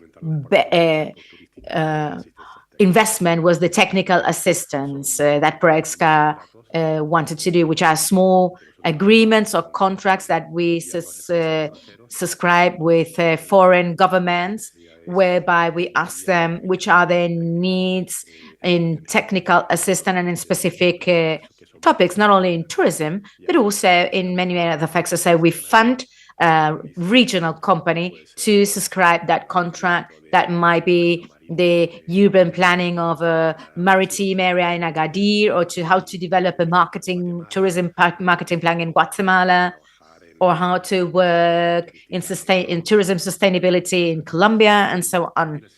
Which is small fundings, which is talking about 15,000 euro, is just a minor contract, but that enables the company to have a direct contact with the foreign government, lets them know the company, and opens the path to have a future business with that company. And then the next plan that we want to implement in order to have also the support to tenders, but it's something that Silvia will mention, which is a project that has been developed in Proexca, but she will be in charge of mentioning it, right? And then other programs like support to the exploitation companies, people that have tourism know-how that really demand these programs. And then we also participate not on a regular basis, because at the moment we don't have any open program, but we have cooperation programs, which are pretty much linked to the Canary Islands cooperation with the West African countries, like the MAC project. And then we have some technical assistance in the tourism field with Cape Verde, for instance. We have the representative of the World Bank. She was talking about projects in Boa Vista and Sal. And we have done some technical assistance in that country, but also in Senegal, in Mauritania, in Morocco, through those cooperation projects. So those are the main lines that Project Proesca has in order to export the tourism know-how. Thank you for the invitation. I will just fulfill the information that Pablo mentioned before, because the Tender Boost program is an initiative of Proexca together with the Chambers of Commerce of the Canary Islands. Therefore, we have an alliance. We are an alliance, and we pretty much understand which are the challenges, but also the benefits of working in alliances. In this case, we want to put into value that these institutions have reached an agreement to jointly support the Canary Islands companies to access to the international tenders or competitive processes in order to strengthen the joint competitiveness of private companies and public companies and clusters. The tools that we have from our program to support the companies in order to access to these opportunities. One of them, it will be just identifying the international opportunities to access the international tenders. At the moment, we have 70 companies included in the programs, and those companies that might be interested to tackle this international tourism projects might register, and then we activate the service to identify opportunities, which is a very tailored measure. That's the first step in order to have in the radar which are the opportunities. Additionally, we have a alliance and consortium creation. We work with public-private consortium because there are several public companies on the Canary Islands that have been in the market quite a long time supporting the private sector. That's something that is very pretty much valued by the multilateral banks. And from the Canary Islands, we are quite very successful to foster that. We also try to find international partners for specific competitive processes, because sometimes the partners ask us something for her. We want to have to identify partners, for instance, and then we will just find them in a specific country, because the qualification requirements require experts or experience with specific characteristics, which the project considers very relevant. Now, the third working line is the organization of commercial missions, specifically in order to get closer to specialists of the multilateral banks. Some of them are direct projects, like the one that we recently did to Colombia, which is and then we have inverse missions, with which we have collaborated with the ISEX when they brought especially in the field of tourism, like the case of Luis, for instance, was spent a few just time here in Tenerife and El Hierro, and with the Inter-American Development Bank. That enables us to show the cumulative experience that we have to this specialist at international level. Therefore, we do not have to wait until the international tenders are published, but we might differentiate the opportunities that the Canary Islands might offer. And then we develop some reports and know-how for several sectors, among others, the tourism sectors. I wanted to give you a few examples. This year in April, we organized a webinar to present the tourism projects funded by the multilateral organizations. We have detected many projects, specifically 47 future tenders that we have sent to our companies that will enable them to identify the partners that they will need, understanding with the lack of information that we have in the previous stages related to the tender, just to offer them the maximum possibilities of success. That's our intention. And those are the 4 tools that we are working with. I will add that those consortiums that are being built, we always need not only the know-how of the public sector, but also of the private sector. But apart from that, experts of the academy, the university, for instance, we have the advantage of having 15 different countries represented here that in a specific moment might make some networking and B2B sessions in order to participate in this project. Tatiana, the floor is yours. Thank you, Alexis, and the organization for inviting me and the Euromotor project to be present in this panel that I consider to be very complex and complete, trying to tackle all the parts of these alliances.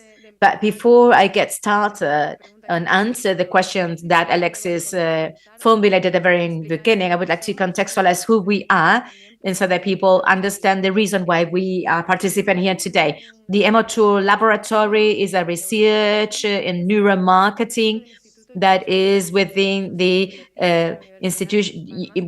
within the Institute of Tourism and Economic and Sustainable Development at the University of Las Palmas de Gran Canaria. We have several tools, as I mentioned before, they're related to neuromarketing, where we just could use tracking tools, where we use several elements to analyze which is where the consumers and tourists what catches their attention, right? We also use Just Leader tools to analyze the emotions, what they like, what they do not like, are those positive, negative emotions, how this promotion is affecting the web that we have developed. We have other elements to analyze the brain response of the users.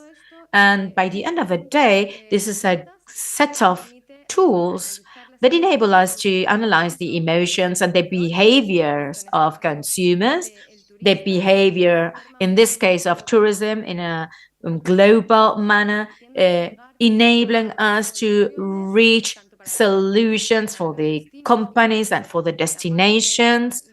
And as far as our research work is concerned, adapted to the needs that these consumers and tourists might have, because we can understand much better which are the emotions and the behavior.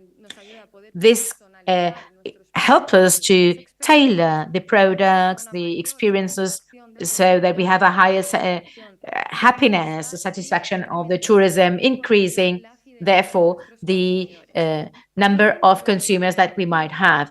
Within Emotur, within the Institute for Tourism, Economic and Sustainable Development, we found the project that we want to present today, which is called Euromotur, that support the tourism SME from the region, but also the European ones too. We have 3 pilot projects. We have Canary Islands in Spain, the Veneto region in Italy, and Laponia in Finland too. But the 3 are the pilot projects where we are trying to expand and reach other countries. We currently have 100 European SME that are applying all these tools. And why do we develop these tools and not other? This has to do with the background that we have, where we're devoted to, in the research of the consumer behavior, their emotions, but always, and as we did before, through some questionnaires and other tools that did enable us to get into the consumer's head, to see what was happening in there and what were those things that it didn't dare to express and that it wanted to know into depth. And that's the reason why we consider that it was necessary to take that step forward and try all these neuromarketing tools so that we could reach that biggest percentage of things that are not being said and that remain in the head of the consumers. For instance, when we when constituted our company, we launch a web, as everybody has, and we want to know where people pay attention to, which are the emotions that it might generate, the images, is it working, is it not working? And that helps us that we decide later on to use making some announcement to place the logo here or there, what is working, what is not working, and all the things that we do not know and that people are not directly telling us, but through all the things that we didn't know so far and that we discovered through these neuromarketing tools. And that's the way that we launched this project to connect the research centers, the companies, and the technological suppliers project. We will just continue later on and analyzing it into depth. Okay, good morning, everyone. Can you hear me? Okay, thank you, Alexis, for the invitation to this roundtable. I will keep it very, very short. I represent a company that is called Grupo Arquimia. It's a national company. It's a technological company that is present in several sectors, in spaces, defense, technologies, and so on. And about 5 years ago, it created two companies here in the Canary Islands. In the Canary Islands, as I said, first of all, a research center that is called Arquimia Research Center, that is in the Scientific and Technological Park in Tenerife and in Gran Canaria. Those are the headquarters it has to, and they research in several development areas devoted to developing the processes of the group itself, because the group decided to bring all the R&D to the Canary Islands, among other principles, but basically because of the economic and tax regime that we have in the Canary Islands. And they decided to bring over here the two research centers to the Canary Islands, developing R&D projects in several areas, some of them related to the tourism sectors, related to sustainability, water management, and so on. And then they moved also the headquarters of another company that was based in Madrid, and they moved it over to the Canary Islands that is called Caudal, and they fund research projects in the private sector. We find research projects. I mean, the headquarters is here, although we work nationwide. We have 55 people that identify R&D national projects, try to find the certification, and on the other hand, try to find investors that want to invest in those projects with an exchange of an economic benefit, of course, which will be just a tax savings, right? Within the projects, we have funded about 100 projects on a yearly basis at national level. We are leading the R&D sector in Spain, which is quite interesting in Spain, where we used to be in the last places in R&D expenditure. And those projects were identified and funded nationally. Some of them might be developed and are related to the value chain of the tourism sector.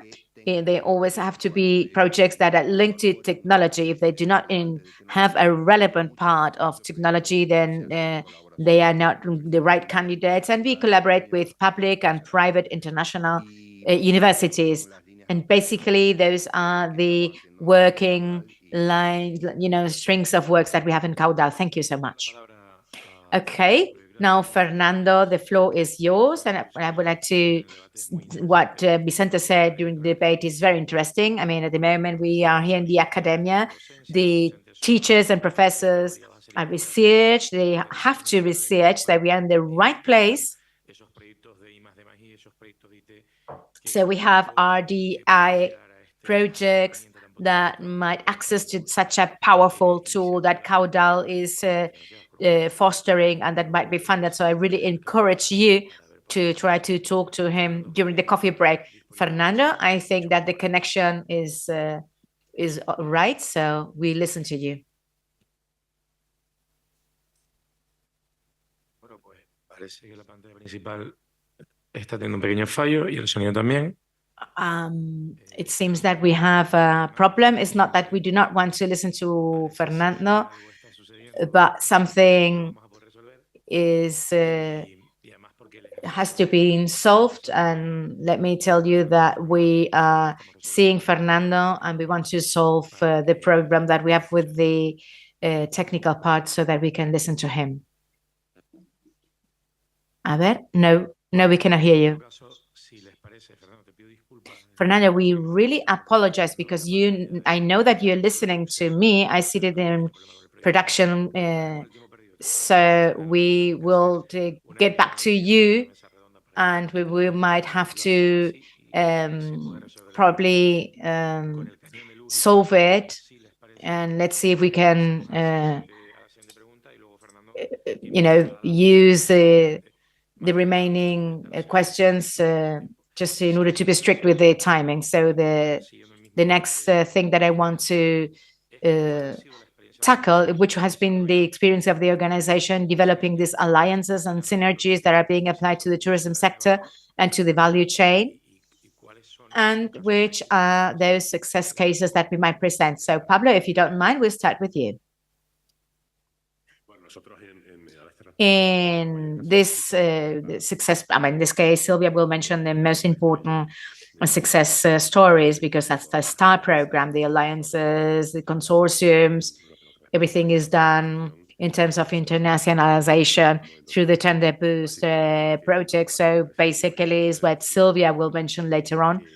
However, I would like to highlight that the potential that we have in those alliances through our projects is the technical assistance with the other countries, for instance, projects that we have developed so far, the feasibility study to reconvert the cultural heritage of Boa Vista in Cape Verde, the tourism memorial in Agadir, Morocco, the feasibility project of the promenade in Agadir, Morocco, analysis of the tourism heritage in Santiago Norte in Colombia, another one. I mean, all the studies that we have developed during the last years have been a great opportunity to work hand in hand with the public sector in those countries, that we have an opportunity that maybe we have not used as we could have, but there's a potential. And we hope that we might have a great opportunity to the companies that have developed the projects. And then regarding the alliances, I think that Sylvia should talk about that because she's the one that is leading it. I think that Fernando might answer the first of the questions that we asked before, and then we'll link it with the second of the questions. And we continue with Sylvia. So Fernando, let's try it a third time.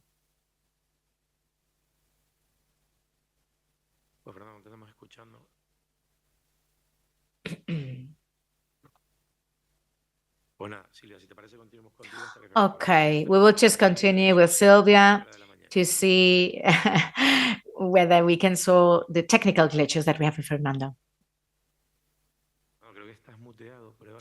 Yeah, well, you seem to be muted. Now you're not muted. But you have to identify the right microphone. Okay, I cannot help him.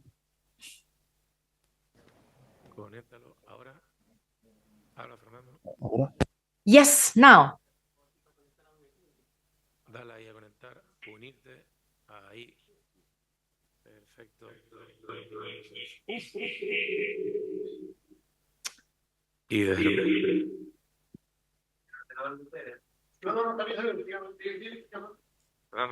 ¿Te tenemos ya? Our technician is helping Fernando to choose which of the sound channels he has to use. No, he's not muted. Okay, Sylvia, then continue so we don't lose time. Thank you. As I said before, is with the consortiums that we have created in order to foster the participation of the Canary Islands projects and several projects. I would like to put into value that the Canary Supporter program in Proexca has in order to enable the companies to have the financing during a process where we can really offer them a dynamic and an advanced stage of the international tender program. And then we just closed the cycle of several interesting tools, including also eligible to expenditures in international tenders, so they can hire experts and destination to solve tax questions and other interesting questions too. So back to the success stories, we have several people, especially the collaboration between the private and public sector in the Canary Islands and in the tourism related to the blue economy and environment. There are two big trends in the projects launched from the multilateral institutions, which is they have a pure tourism, but they are also related to environmental factors and climate change and digital factors too. And therefore, we see that some of the companies had to establish alliances in order to go together with such technological partners where we go hand in hand in several projects. And the same happens with the environmental part. In our case, we've had success stories related with tourism, but especially in developing coastal plans. So projects like the analyzers of the risk, the climate risk in 1,000 kilometers coast in Guinea-Bissau, which was financed by the PNUD, which was assigned to 3 companies of the Canary Islands, projects in Cape Verde, like the ones that Luis mentioned about blue economy and resilient tourism, where we mix the tourism and environmental things. We've had all as a relevant case. I would like to mention the Fonseca Gulf. It's important to highlight that we try to find a local partner, a Canary Islands company, an NGO that was working in several countries. As we know, the Fonseca Gulf is a bay including Honduras, El Salvador, and Nicaragua too, if I'm not wrong. And the strategy to try to find partners working in several countries where we have some interest might simplify things if we have a strategic perspective trying to cover a region. So that's the recommendation that I can share with you in order to be efficient. So we try to reestablish the sound. So let me just tell you a little bit. Right now, with the project that we have in MMO Tour, we have been making matchmaking projects where we are connecting on the one hand with the tourism, European SME companies, and on the other hand, we have the suppliers offering technological solutions to help them in the digitization process. And as a bridge between both parts, we have what we know as support organizations or research organizations. So we work as a link or a bridge between the SME that so far didn't have the possibility or resources in order to reach the digitization of their companies. And on the other hand, we'll link the SME with the technological solutions suppliers. So the University of Las Palmas de Gran Canaria is leading this European project where some of researchers of the University of La Laguna are participating and other European laboratories. All of it is helping us to create a tourism digital hub that gathers all the several parties that I've mentioned before, so that it enables us to make a previous analysis of the digitization state of the tourism SMA in Europe. We have over 100. So it's like a sea towards the digitization. I mean, that's the start towards the digitization that this SME have. And there we create a very important network with several laboratories, research centers, European tourism companies, and technological suppliers that are present Europe-wide. What we could do is just learn from each other. We learn from the companies, the research that they carry out, what the laboratories do, and we can enhance our growth, improve the evolution in the tourism sector and of the businesses. So we created an international consortium that enables us to tackle the problems that the tourism sector is facing related to the digitization from a broader perspective with all the stakeholders that are involved in these projects. Regarding the pilot projects, we have 3 different regions. However, the intention is to increase the number of regions implementing new laboratories, SMEs related to the tourism sector, and suppliers, and go a little bit far beyond. I mean, want to share the results and disseminate all the things that we are learning, and you can check it through the website. I will share my QR so everybody has the access. During the coffee break, we have a stand with all the available tools so that you can get to know us better, and we can even reach alliances. We show also the best practices of all success stories which are published in our website so that everybody can check them, learn about them, and improve it. We organize workshop, seminars, publications, and all of it will be published so that any tourism SMA might participate in this improvement towards digitization, and we can create these key alliances at the European level and international alliances in research and other technological suppliers. Thank you. So the question was which are the tools that you would highlight from the organizations, right? I mean, in the case of Caidal, we foster research projects. Last year, we funded 100 projects nationwide. In the case of the Canary Islands, we have 10. And the most important part is to have good projects because the investors are always paying attention to that. They need to fulfill some requirements. They should have a minimum expenditure 150,000 euros. They need to be certified by an external company to say whether it is ID. It has to be done along the laptop. Has to be they have to implement the expenditure within 1 year.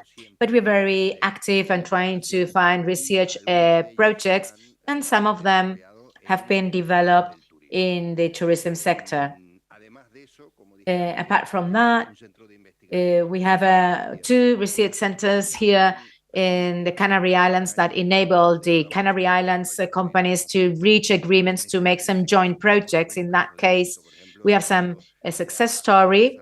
For instance, we have invented a spin-off of the research center of Archimea that is called Bolinga, that has a new 3D technology that is being applied for the film sector, but might be also applied for the tourism sector. Other collaborations that have been developed from the research center is a project regarding the whale watching with the company in order not to affect those mammals, sea mammals, applying that technology.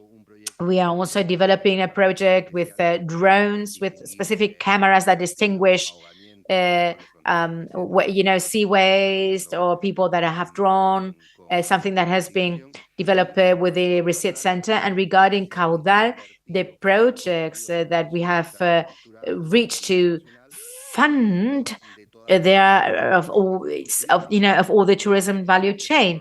On the one hand, we have the design and development of tourist client attraction at national level. Of course, I mean, I'm not talking about a regional project, but it's a possibility that any of those projects might be also developed here at regional level. Regarding the environmental sector, to analyze the residues of the hostels by pyrolysis and catalysis, the improvement of the logistic chain, and how it might affect the wine sector, or new technologies in order to chill glasses and cups. And that's in the catering sector. So, I mean, there are many possibilities.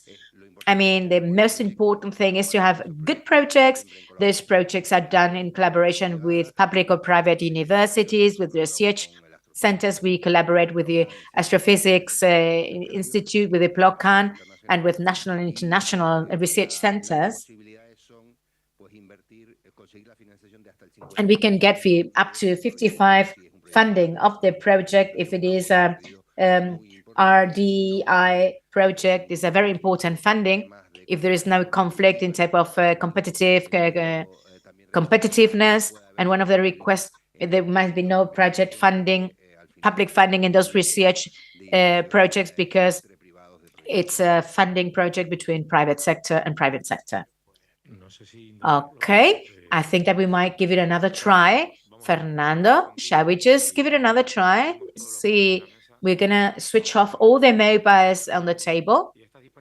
Are you available now?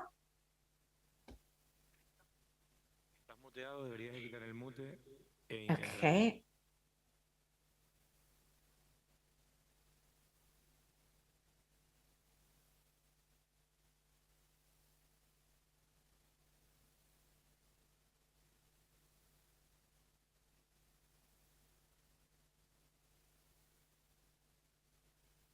Fernando, ¿nos escuchas ahora y intervienes tú? ¿Sí? ¿Ahora? Hombre, bien. Yes, now, Alexis. Okay, we would just catch up two questions that we have on the tool on table, and then continue with the next one. The one was, which is the experience of your organization in developing alliances and synergies, and the second one, which would be which tools would the ISEX highlight in order to materialize projects, initiatives, and alliances to favor tourism development. Before I get started, this is things that happens in the best families when we're working directly, but the technology ends up working, which is something that is very important. Thank you so much for allowing us to participate in this. It's terrible not to be there with you, which is part of my land. I mean, I feel really close to it. But I mean, I come from the Canary Islands, so I would like to mention that what does the ISEX as the business secretariat? We're part of the secretariat, involved in tourism. I mean, is a very productive sector, first magnitude sector.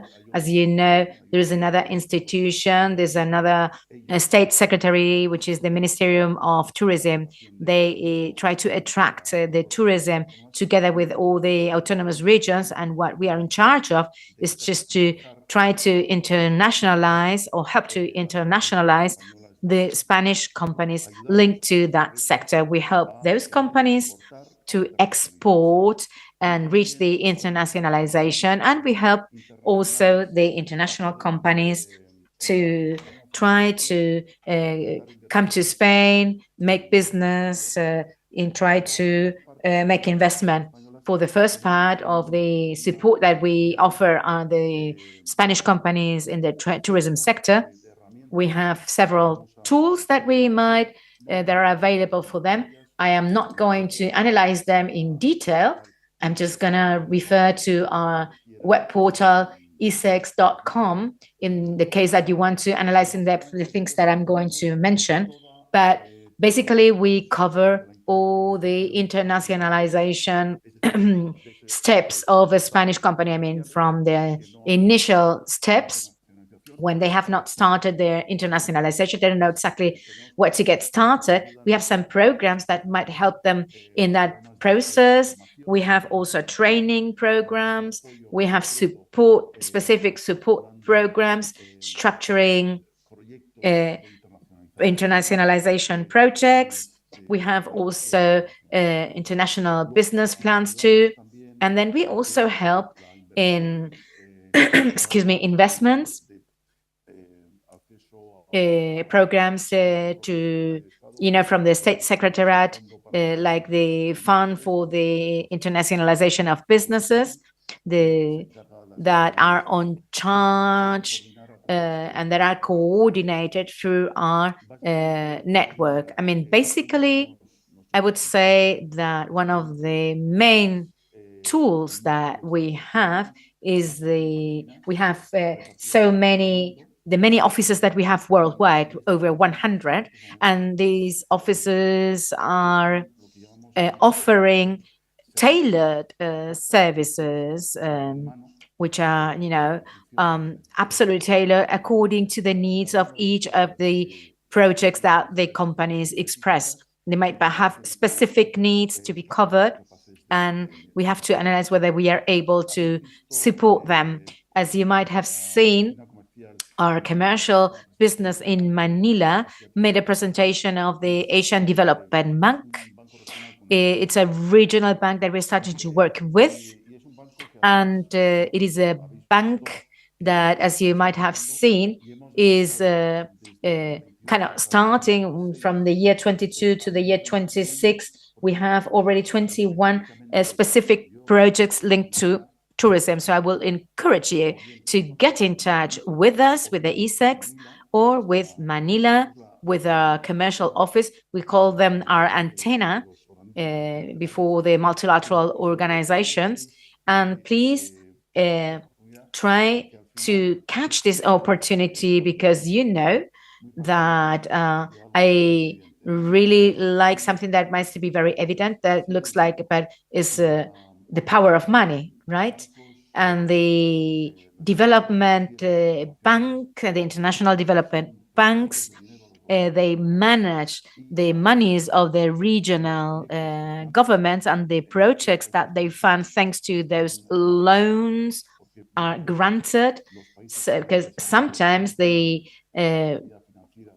countries that are being developed do not have the capability to develop some of the projects. They have them within their program, but they don't have the capacity. So they need to structure it through several support lines with those international organizations. In the case of international companies, in the case that they want to have productive implementations in Spain, or, catch some talent, we also have a collaboration with foreign startups. I mean, we have several programs, and I really encourage all the present audience to visit our web portal and check them. Regarding the second question, I would say that the ISEX tackles the topic through a very holistic perspective, if you allow me that expression. I mean, what we normally do is that in the case of Spain, has been a very sound success as a country and as an economy in terms of developing the tourism for the economy of the country. I mean, Spain lost quite a share of the market in the tourism industry. And what we want to present abroad is that please get to know the Spanish solutions, the solution of the Spanish companies, which are the ones that have the know-how and know exactly the main parameters. We're just talking the governance, technology, sustainability, the accessibility. And so by the end of the day, Spain has a very powerful know-how, and that thanks that we have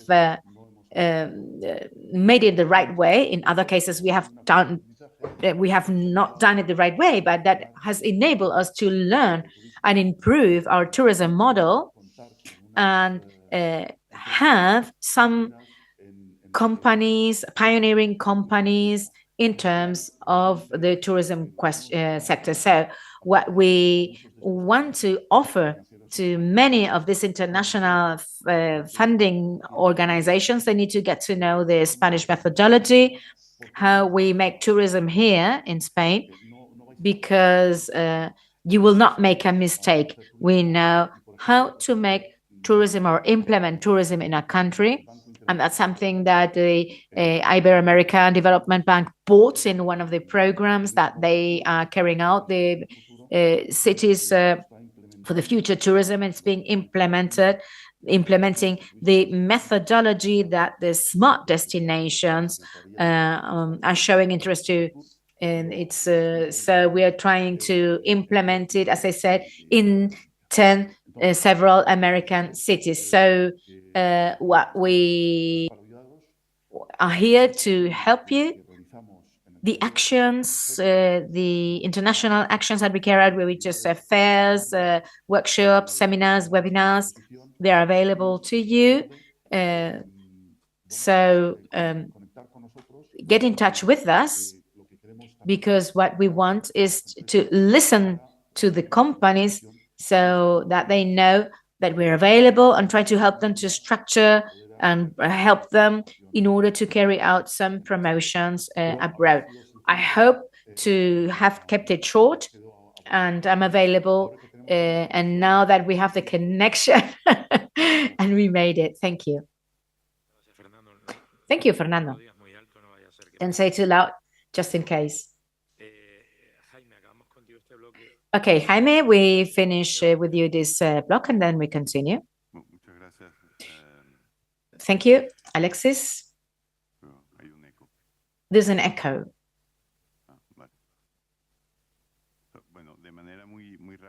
Okay, so very briefly, just to contribute to the first question that has been asked, one of the tools that we launched last month is STAR,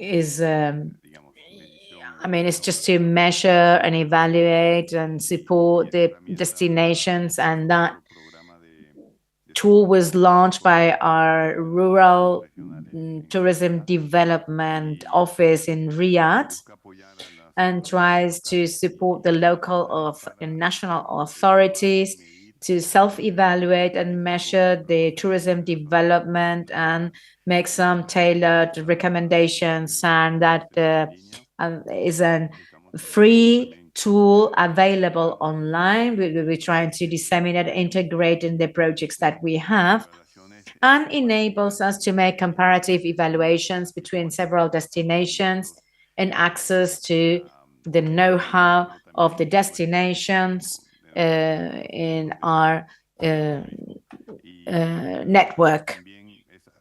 And we gather information that enables the local governments and the national governments to improve their strategies when they need to work in rural areas and implement the tourism.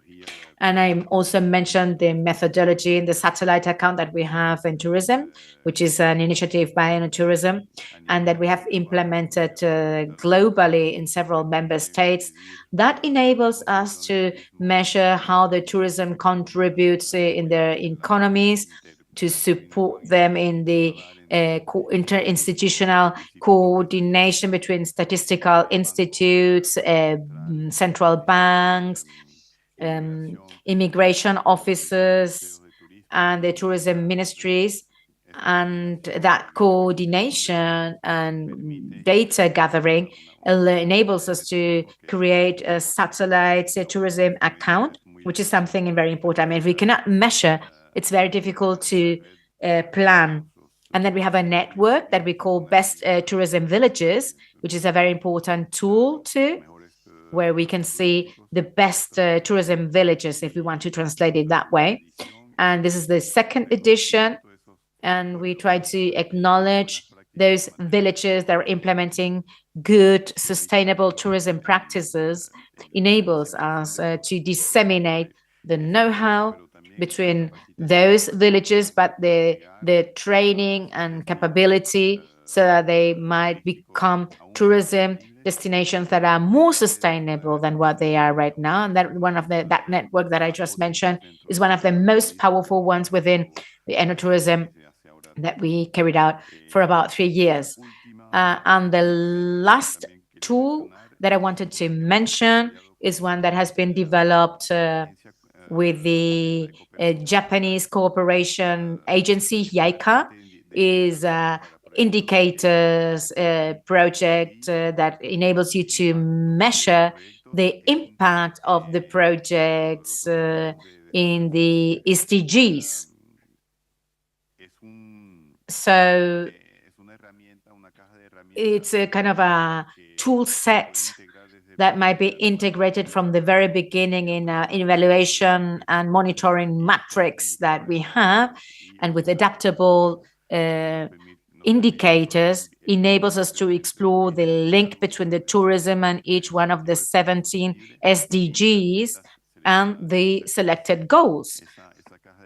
And that tool set is also available, and we consider it very important in our projects. Just to give you an answer regarding the second question about experiences in alliances and synergies applied to tourism sector through the Department of Affiliate Members, we have presented a very interesting report with Netflix regarding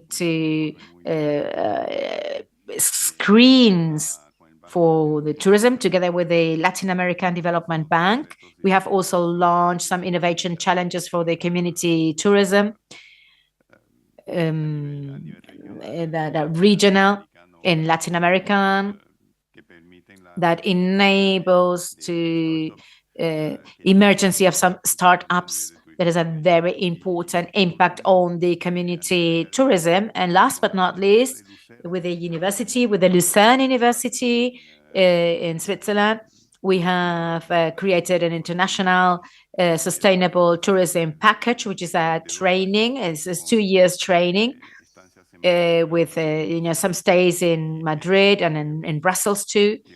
And it's something that, I mean, at the moment we have the first group that will be working and will be graduated next year, and is a very important bachelor for us, especially in terms of sustainable tourism. Thank you. Well, thank you, Jaime, so much. So let's go to the last question of this group. Fernando, we'll get started with you, then we continue with Pablo, then Silvia Camacho, and then Santi and Jaime, just to make a wrap up. The last question, I think, is the one that is more interesting in order to bring this closer to us, to the experience, which is the roadmap that you think it will have to be followed. On the one hand, the research centers, the companies that are present here today or online, in order to carry out this tourism alliances, and how we can strengthen those agreements between the public and the private sector, and how we might be more effective in the value chain in the tourism sector. So Fernando, if you don't mind, you get started, and then we continue with the remaining members. Thank you. Alexis, can you hear me well? Yeah. Yes. Just to mention that in our case, and at the present time, one of the sectors that we consider that has a more international projection in the tourism sector, in the several subsectors of tourism, of course, is the technologies for tourism. In the previous presentation, what was mentioned is that the essential thing is that the tourists are different today from the tourists that we have some decades ago. Information is today a key factor. It enables you to adapt to the needs that your clients might show.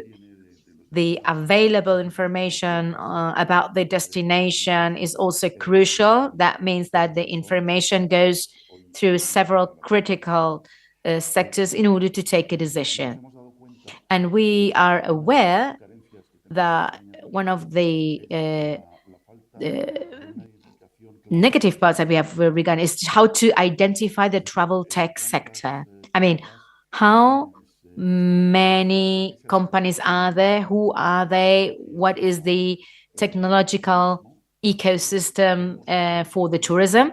We have some references In this case, we have Tour, which has a guideline published for emerging tourism destinations with several solutions published, but not all of the companies are present. I mean, they just present about 100 companies, but not all of them are present there.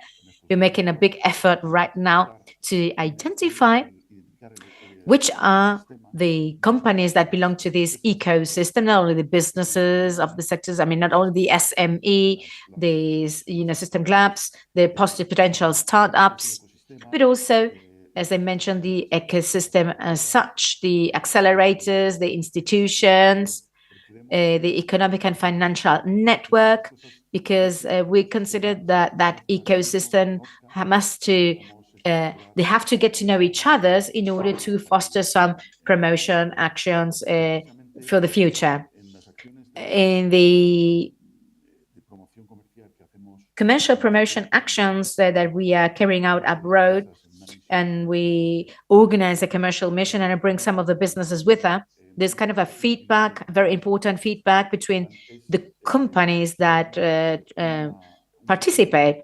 So that's one of the results of the actions as such. And when they come with us to a fair, they discover each other and they start collaborating in future projects, which means that we consider that what is missing is get to know each other so that they might structure future projects among them. So, for instance, they might have projects that might be funded by international funding organizations. That is the case of the project with the Latin American Development Bank, which is structuring through a Spanish consultancy agency. And what we expect is that the Spanish companies might access to all these international tenders, that once they get started, I mean, when the methodology gets started, it needs to land and crystallize in specific projects or international tenders so that the companies might access to them in better conditions. For instance, we have some clear cases in the case of the Asian Development Bank, whereby some Spanish companies could access to some projects in several Asian countries funded by this bank, in cooperation with the companies of other sectors, like, for instance, infrastructure.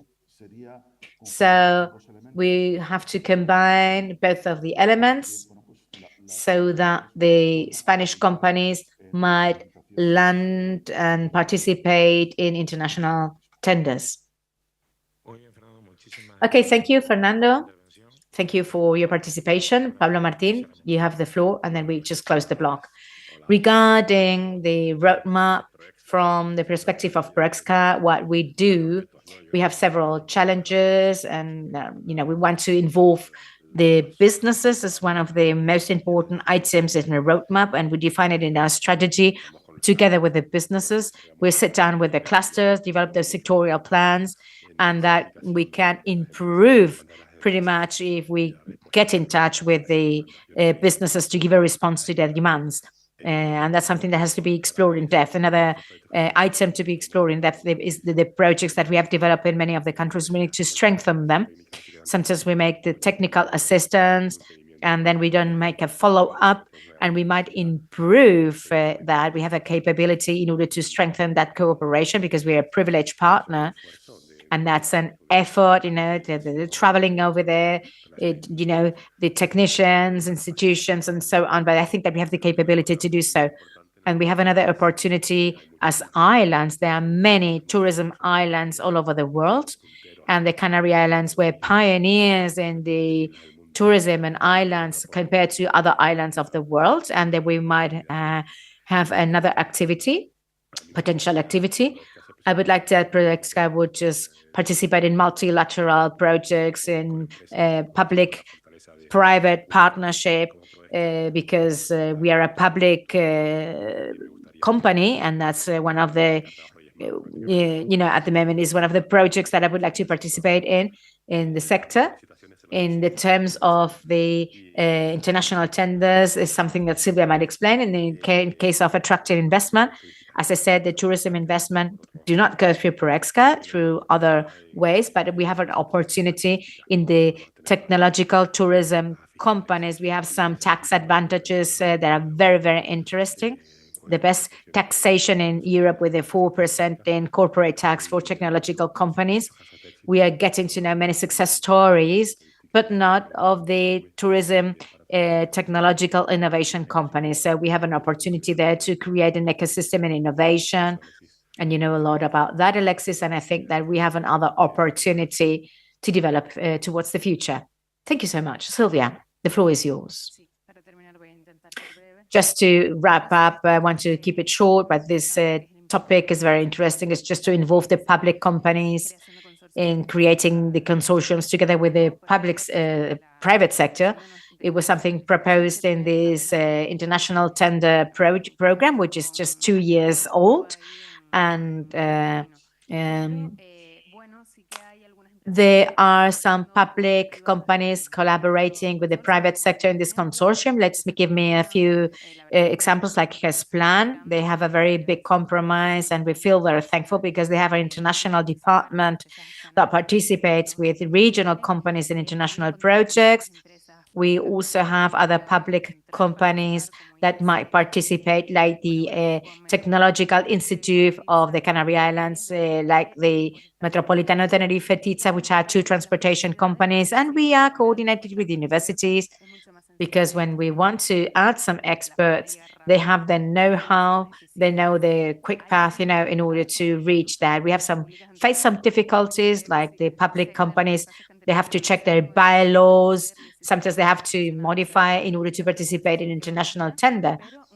But once we have sorted out those problems and some companies that might be really helpful in sectors like the tourism in order to support the company, we want to create the spaces that we did create with some of the public and private companies, like the case of Gesplan, making specific working sessions related to tourism, which really had very good results. And that would be just the next step to be taken if you want to. Okay.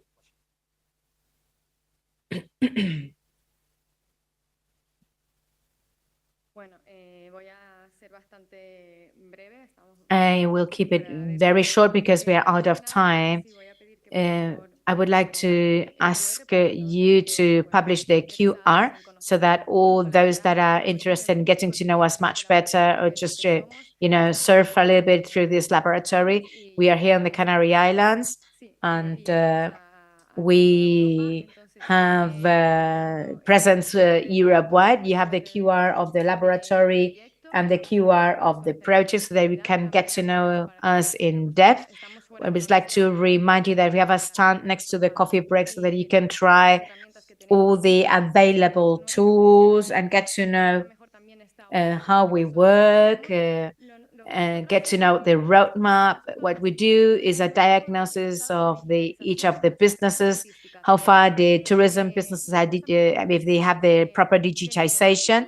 Then we apply the neuromarketing tool to have an analysis in depth and assess the emotional response and how the tourists and the consumers respond.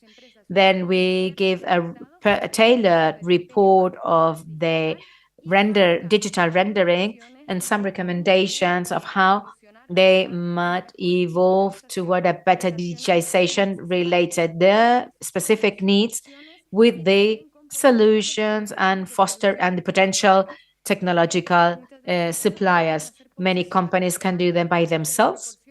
Therefore, we give them an initial fund so they can invest in this digitization process. But those that didn't have that initial funding might benefit of many of the tools that we have in the projects and the laboratory, which are training courses, webinars, matchmaking events, information. So we create an interconnection network where people might exchange their know-how in several types of businesses and laboratories.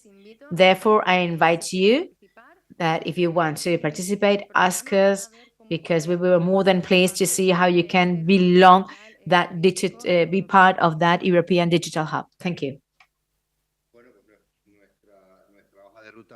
Our roadmap will keep on being trying to find research projects nationwide. We want to identify more projects than the one that we have identified in the Canary Islands and try to find companies that want to optimize their taxation through the investment in these research projects. That we work with more tourism companies, the big investors like the TACLIS in RD, Canary Islands tourism companies that invest a big percentage in developing those RD projects, and that have also have a corporate responsibility project, because they are financing and they're using the taxation in order to develop some projects here in the Canary Islands, and that's our roadmap in our case.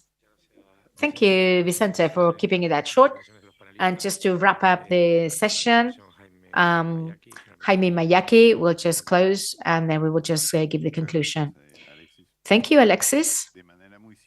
And to keep it short, the roadmap that we should have to consider in the case of you in tourism is to establish a shared vision with the 2030 Agenda 2030. That's one of the main elements that I mentioned before. I talked about that toolkit to have a positive impact and implement the SDGs. In our case, is one of the key factors. The factor of developing a favorable regulatory framework that work in the tourism sector to create incentives. For about 2 years, we have been publishing tourism guides, tourism investment guides at national level. That will enable the businesses to see at least a macroeconomic perspective of the country, the available incentives, and a list with projects where those countries might need some help. So we have started with some Latin American countries, and now we are developing some projects in Africa, in the Middle West, and in Europe. The last project was implemented in Albania. We want to foster the technology, which is something that is quite evident, implement some technological things, and to access to the financing too, which is something important in developing the projects in multilateral banks, cooperation, international cooperation organizations. That's something that we've done for a few years, and to open the door to, here we have one of the affiliate member colleagues. We want to integrate in a very easy manner how to integrate the companies at global level in the projects that we have. So we want the companies to share their solution, their proposals, because if I have a kind of a disagreement with the World Bank in a project for $20 million in Zambia, and I see that within the expert pool we might have a lack of knowledge in a specific area, it is very important for us to access to that, including the private sector, the academia, but specifically the SME in developing and implementing the projects that we are carrying out.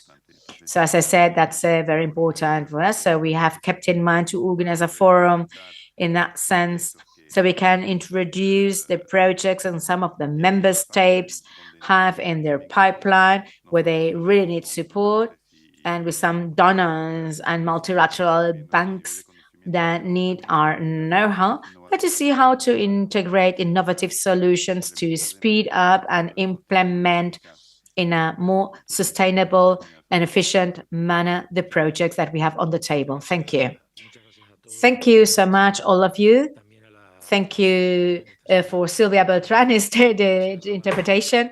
Thank you for all the attendees. I hope that we can make also future projects that might be useful in international tenders, as was mentioned in the table.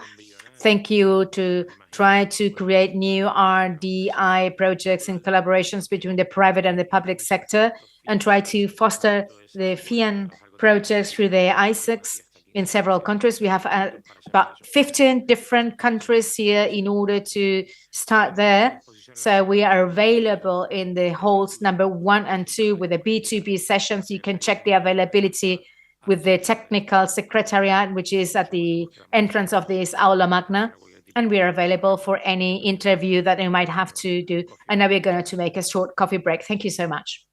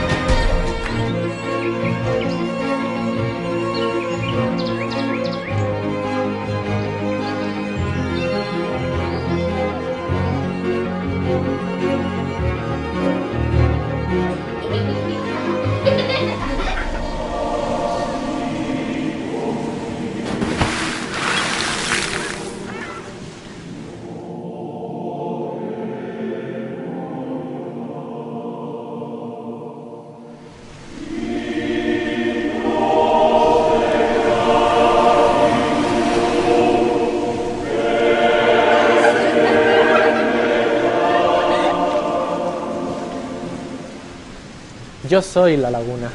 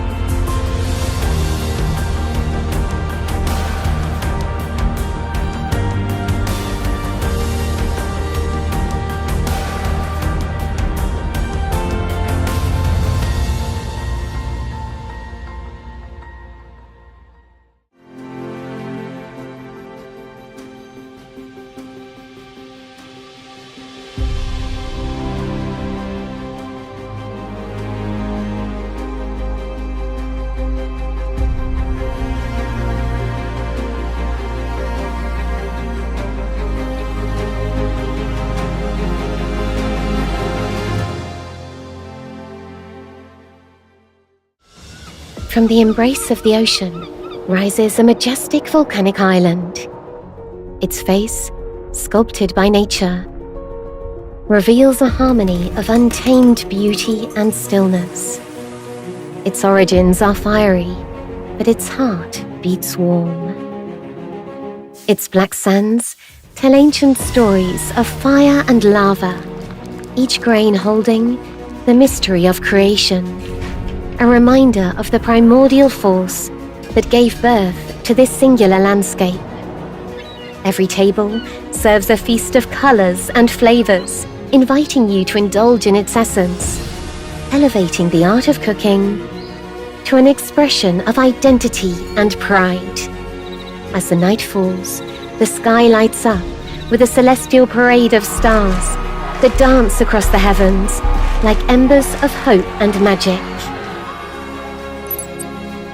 It is then that the island reveals its true splendor, and spirits soar to the ethereal.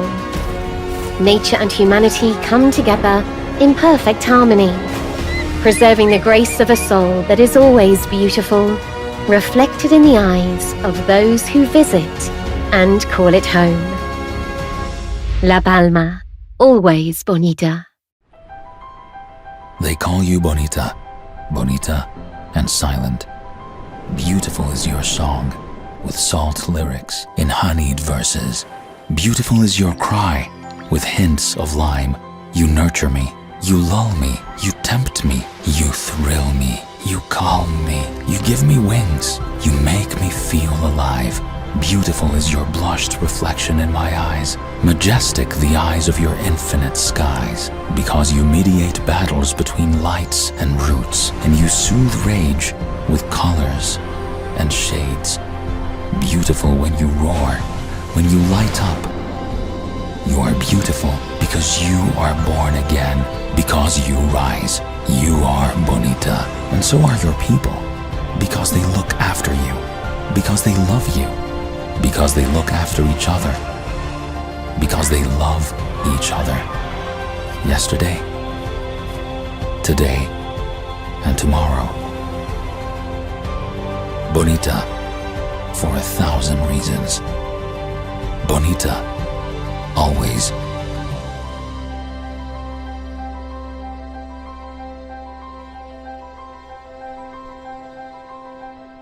La Palma, la isla bonita.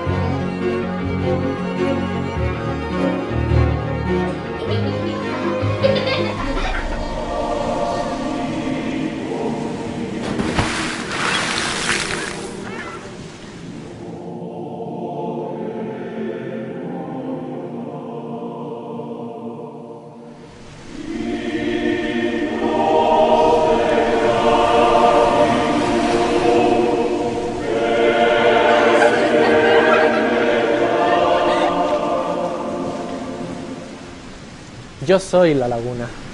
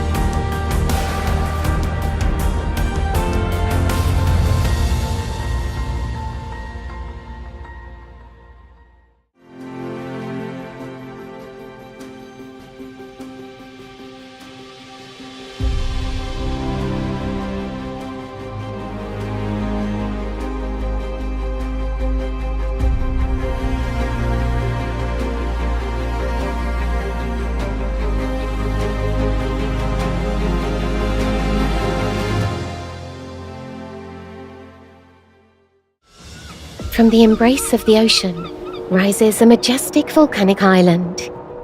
Its face, sculpted by nature, reveals a harmony of untamed beauty and stillness. Its origins are fiery, but its heart beats warm. Its black sands tell ancient stories of fire and lava, each grain holding the mystery of creation, a reminder of the primordial force that gave birth to this singular landscape. Every table serves a feast of colors and flavors, inviting you to indulge in its essence, elevating the art of cooking to an expression of identity and pride.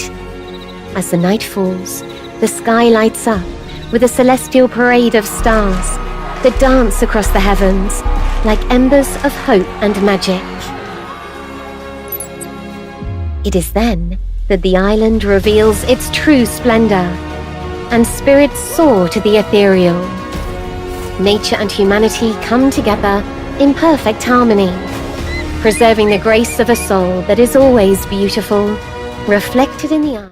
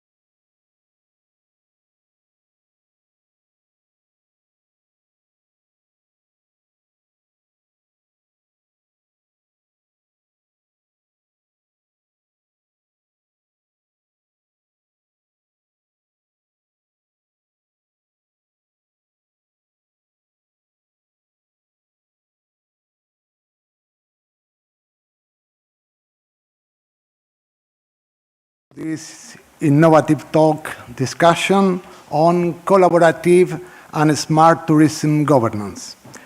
This is a critical topic for the future of tourism destinations, and we have the privilege today to have among us a panel of experts with their knowledge and experience on the topic. We will have a representative of the private vision and the private sector. Then we have the academy, represented by Brian Garrott, and of course the public sector, both from the tourism, the Tourism Island Council, and Segitur. Governance has become a crucial aspect in the tourism destination management, and even in my opinion, destinations often succeed or fail in their strategy, not mainly because economic factors, the lack of economic resources, not only because of the tourism attraction factors they have, but particularly because of governance issues. Anyway, governance is a main driver, but it's a concept sometimes complex and misunderstood. We will try to provide insights in this session on the necessity of these partnerships among stakeholders, including governments, the private sector, local communities, and tourists, in order to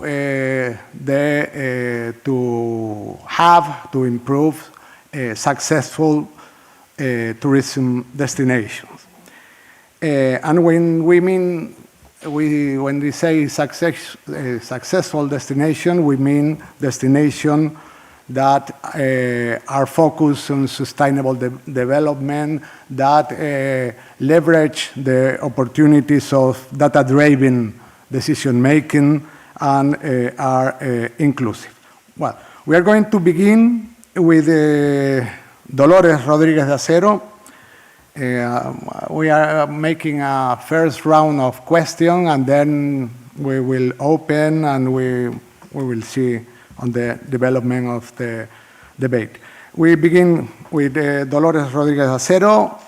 Dolores is a visionary leader in the private sector, representing Smart Linking, a consultancy firm in tourism, and her approach in tourism has been very important for improve and to develop solutions to the sector based on efficiency and effectiveness of tourism management. She is a person very well known, and this is very related with governance, where we need to establish relationships of confidence. So, Loli, she's known as Loli. In your experience, what are the main drivers and barriers for building innovative ecosystems within the private, focusing in the private sector, in the private stakeholders in the destinations? Do you think the size of the firm is important? What is your opinion or your experience in that topic? Thank you very much, Raúl. Thank you, Global Summit, and congratulations to the organization, because really this is such a big opportunity for global tourism to rethink and rebuild all the opportunities that are already happening, and all of them we should be very much aware of. And so hopefully we will come up with solutions. And in this table, I think some of the big topics are going to be brought up, such as governance. Public and private relationship, more than ever, is so important and it's a key success factor for tourism sector and let me say for any sector right now. But for tourism especially, and because of your question about the size of the companies, I think it's more than key. Innovation sometimes comes up from the SMEs and the micro companies. They are working really next to the visitors, they are working next to the tourists, they are working next to the territories, and they can really innovate every day because they are learning by doing every day. So they can offer a lot of new ideas, new vision, and new capacities to bring up solutions for the market. But on the other side, the size of the company is also a disadvantage, of course, because they don't have the resources, the time, and the money to make things happen sometimes. So this is where governance starts to be key, so that they can share all the knowledge, all the experience, and all the ideas with the big players that can make them come true. That's my thought about the driver. I think the barrier and the driver, they are together sometimes, and the most important point is to bring them to one table every now and then to talk and to really make things happen. After all this analysis in the Global Summit, I have been listening to all this such interesting conversations from yesterday and today, and also with all the reflections done by all such big experts from the academia, from the public, and from the private. And I really do think it's the time to go into action. We have been thinking, we have been talking, some of the issues we have been talking for too long maybe, and now it's time for action. And I think private companies are the ones that can make it happen with the support of the public. Really, as a last thought, I want to share that if we want to have an innovative, of course sustainable, tourism sector in each destination, we need to have a really strong, innovative and sustainable value chain. So it's very important that from the public we support the small SMEs and we make an opportunity out of a disadvantage, which is the size of these companies. Thank you very much, Loli. Now we have Carlos Romero. Carlos Romero is the Director of Tourism Research and Development and Innovation in Segitur, which is a state company for the management and management of innovation and tourism technologies in Spain. He has an extensive career dedicated to promoting smart tourism destinations. And he has been a key figure in the digital transformation of the Spanish tourism sector with the help in the context of Segitur. And he has implemented numerous initiatives aimed at modernizing and enhancing the competitiveness in the tourism industry. Developing smart tourism destination has at least two main focus. A focus in technology, a focus in management and in general in governance. My main point to Carlos is how can we balance technology with governance, technology more related to machines, let's say, and governance related to people and their relationship, and how can we build a smart tourism destination, trying to make a smart balance between these two issues. Thank you, Raúl. Good morning. And thank you to the organizers of this Global Summit. It's a pleasure for Segitur being here and sharing with you some time to think and debate about those issues. Governance is critical from the point of view of smart tourism destinations. We started to design this model of smart tourism destinations in the year 2012 here in Spain. So we have been working under this concept during the last 10 years. And when we launched it 10 years ago, we were very focused on technology. We were taking concepts from the world of smart cities and digital cities, and we didn't talk at that time about governance. We started to talk about digitalization and new technologies and sustainability also. And those were like the two main pillars of the concept of smart tourism destinations in the year 2012, 2013, 14.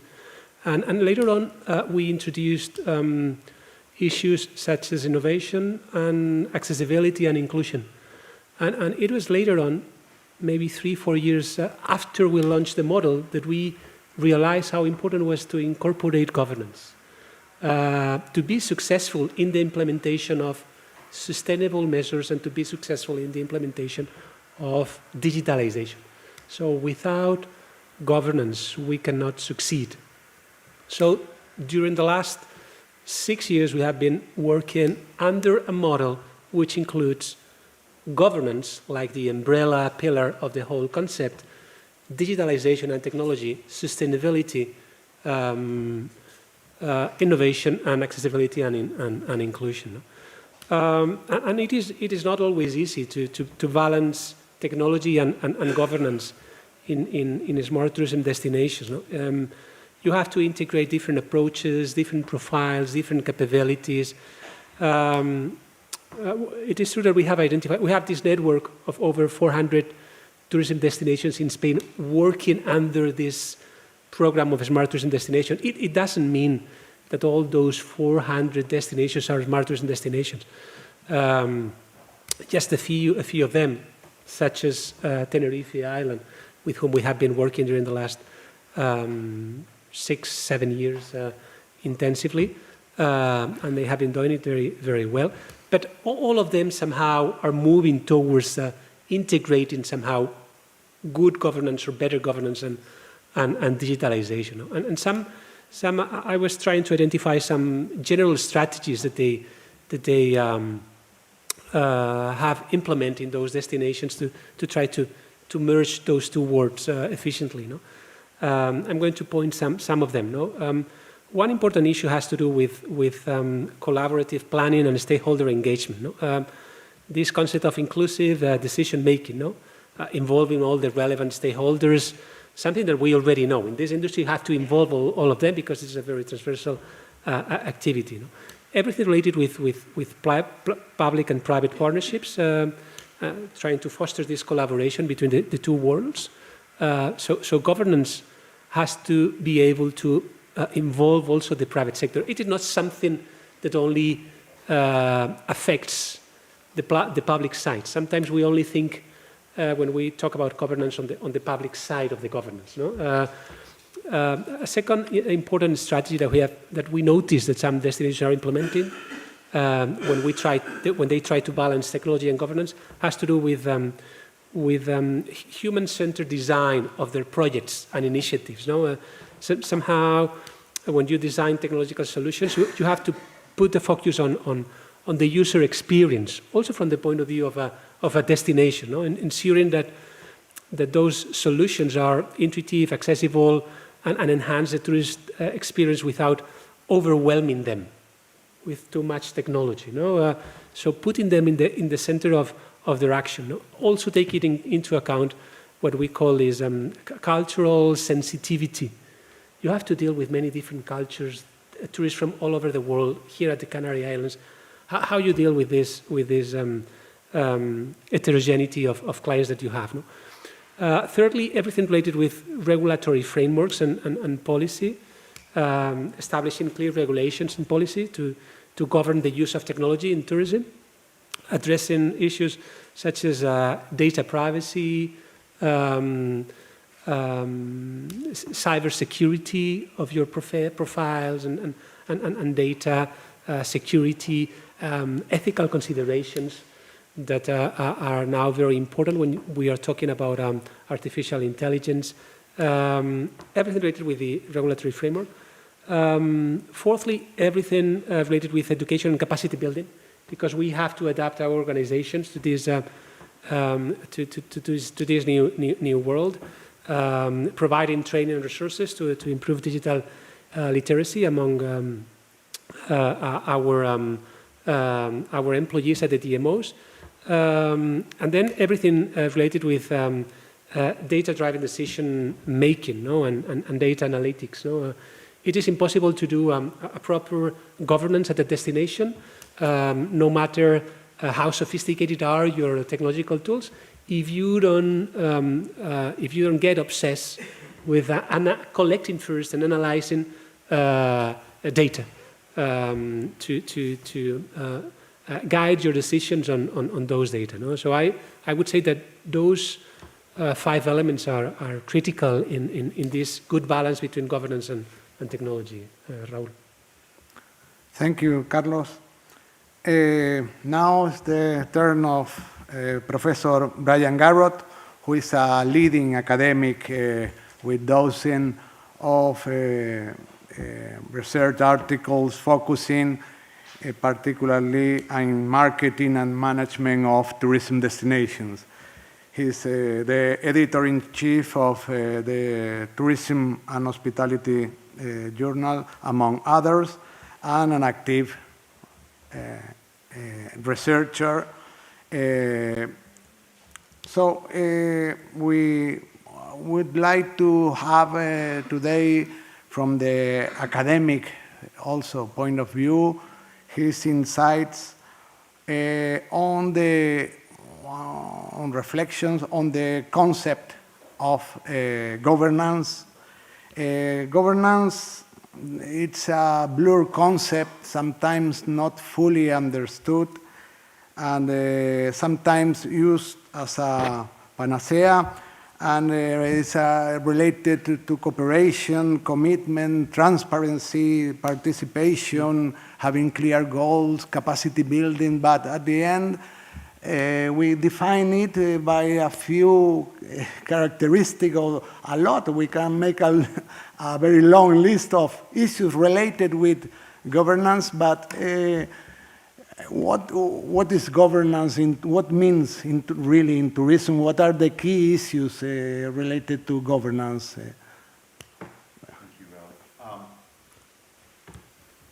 Thank you, Raúl, and hello, everyone. I'd just like to say before I start that I'm very pleased to be invited to join you here. I don't get out very much, so it's nice to be invited out. As you say, Raúl, the crucial question of destination governance is really quite well understood by academics. There have been lots of papers and books written on it, but perhaps it's less well understood by practitioners.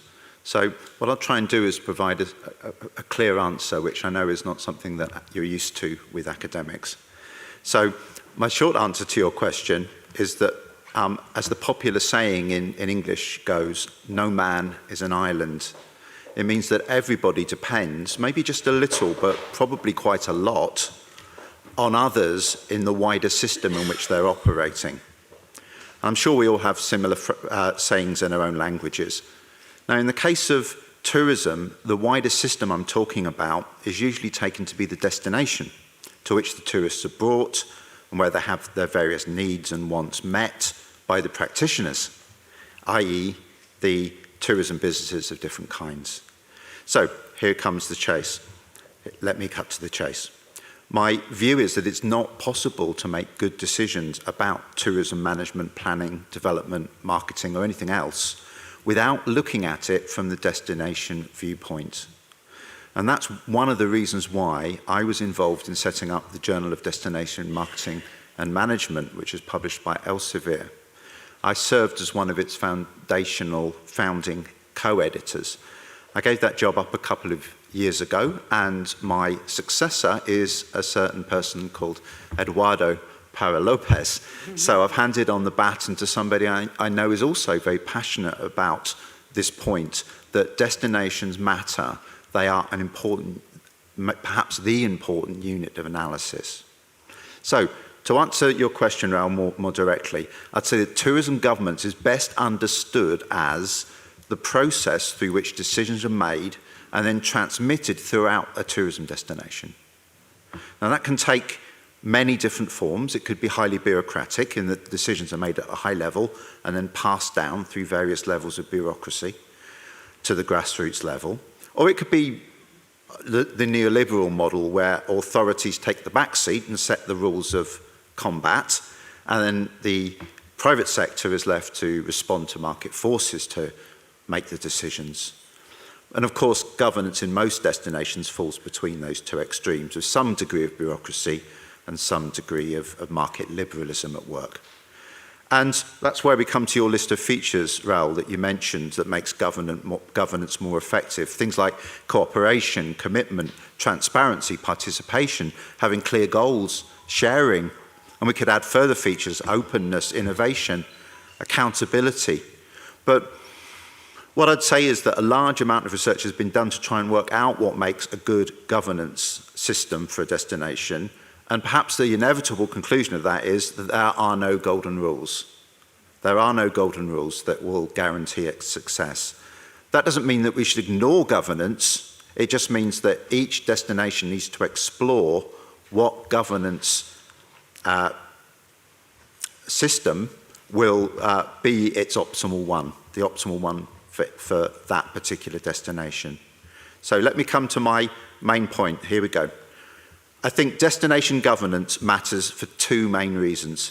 First, the system of governance shapes the way that destinations operate. If it's governed well, the destination can be strong, effective, vital, which can only be good for the individual practitioners who are operating the businesses within it. As the saying goes, a rising tide lifts all the boats. So a well-governed destination means that everybody benefits. Strong destination attributes, we know that they are absolutely necessary for good tourism businesses, but they're not sufficient in themselves. We also need good governance. And the second point I'd like to make, the first one, remember, was that the system of governance shapes the way that the destination operates. My second point is the same thing in reverse, really, that the tourism businesses need to be involved in shaping the system of governance. It's a two-way thing. They need to be part of the destination for it to be well governed. They need to play their role through interaction with all the other actors in the system. If they don't, the system of governance won't be strong and it won't deliver what you're looking for it to deliver. An example would be perhaps involvement in a public-private partnership set up for some reason, perhaps to train tour guides or invest in a digital infrastructure or start up an information hub. Now, if tourism businesses are active in that and they play their part, then they're going to ensure that it works properly and effectively, and in so doing, build a strong destination that's good for everybody. So, I'd say then that it's good governance that makes destinations strong, and in order to get good governance, you need everybody to be involved and to play their part. Not to opt out, like many large companies often do, thinking that they're too big for the destination to need to be involved, or opting out because they're too small and they don't have the resources or the time. So what we need is for all practitioners to recognise that whether you're big or small or somewhere in between, you have an important role to play in destination governance. Thank you, Brian. Thank you, Brian.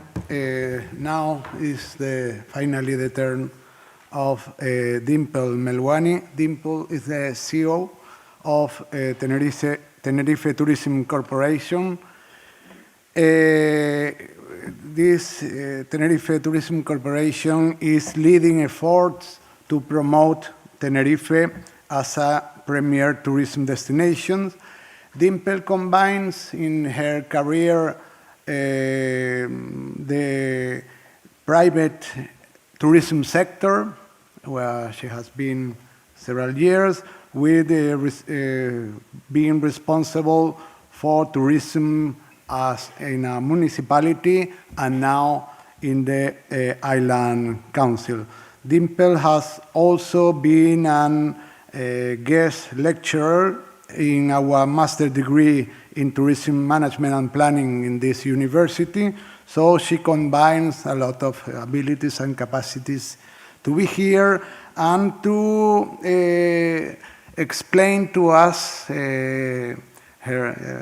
present her vision on the barriers that a public-owned firm like Tenerife Tourism Corporation has to overcome to collaborate effectively with the private sector. What are the main barriers that you find in your daily work?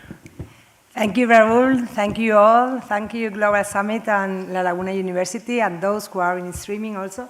Thank you, and it's a pleasure to share this panel with you, Carlos, Loli, and Brian. Well, first of all, this is an interesting question, but the fact is that I believe that only the collaborative and effective governance is the key to guarantee the success. And I agree with you, Brian, that everyone has to be involved. Citizens, local, residents, tourism, because everyone here, and of course public and private entities, because also our residents are tourists of their destinations. So it's a fact to share with everyone. Well, this is a very interesting question, and exactly is our case of success. To situate all of you, Turismo de Tenerife is a public entity that was created in 1992, almost 32 years ago, due to the vision of someone in that moment in the insular government had that the tourism promotion and the management required a public and private collaboration model, where companies of the tourist value chain should participate in a joint strategy for the island, and also with the university, of course. Our board council is, part of them are the 4 touristic municipalities.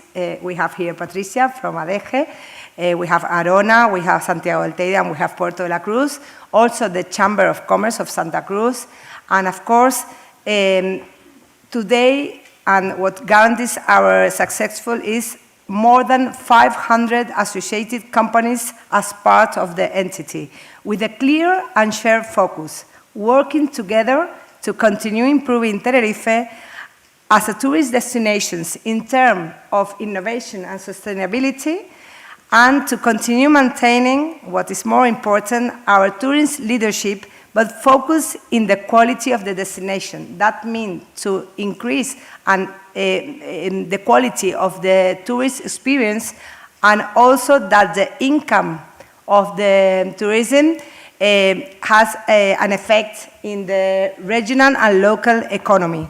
And that means to gain a general well-being for our residents.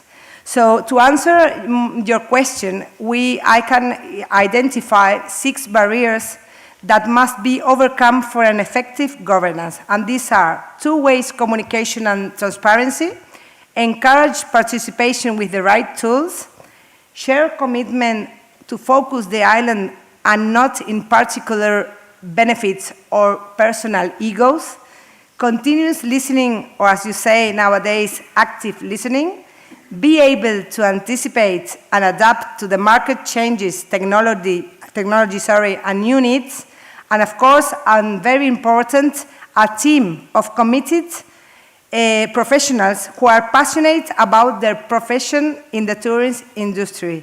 With that, the barriers, as Loli said before, and obstacles turn into opportunities. And I have part of my team here today, and I'm proud of them. And currently, we are working to overcome 4 barriers to further progress in sustainability and innovation. So important to achieve the correct balance between the tourism and the residents, and to really achieve the goals that we have shared in these days for the 10 next years in the tourism industry.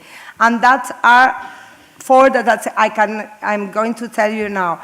One is that public and private entities must understand that tourism is a transversal axis, that development of our main industry engine of our economy clearly benefits multiple economic sectors, and their incomes can benefit strategic sectors such as health, education, environment, security, etc. We are therefore have promoted in Turismo Tenerife, and we have evolved our governance, creating forums of accessibility, sustainability, and selecting the correct people to work on that forums, because that guarantees that we have a correct and productive governance. What is important here is that the governance has to be private, public, and public and public. That's why in that forums we have selected people from other areas of the public sector, regional and also local, such as the Cabildo de Tenerife and such as Gobierno de Canarias. The second barrier I can identify now is working on a roadmap with a medium and long-term vision. That was, in these days, we have shared that.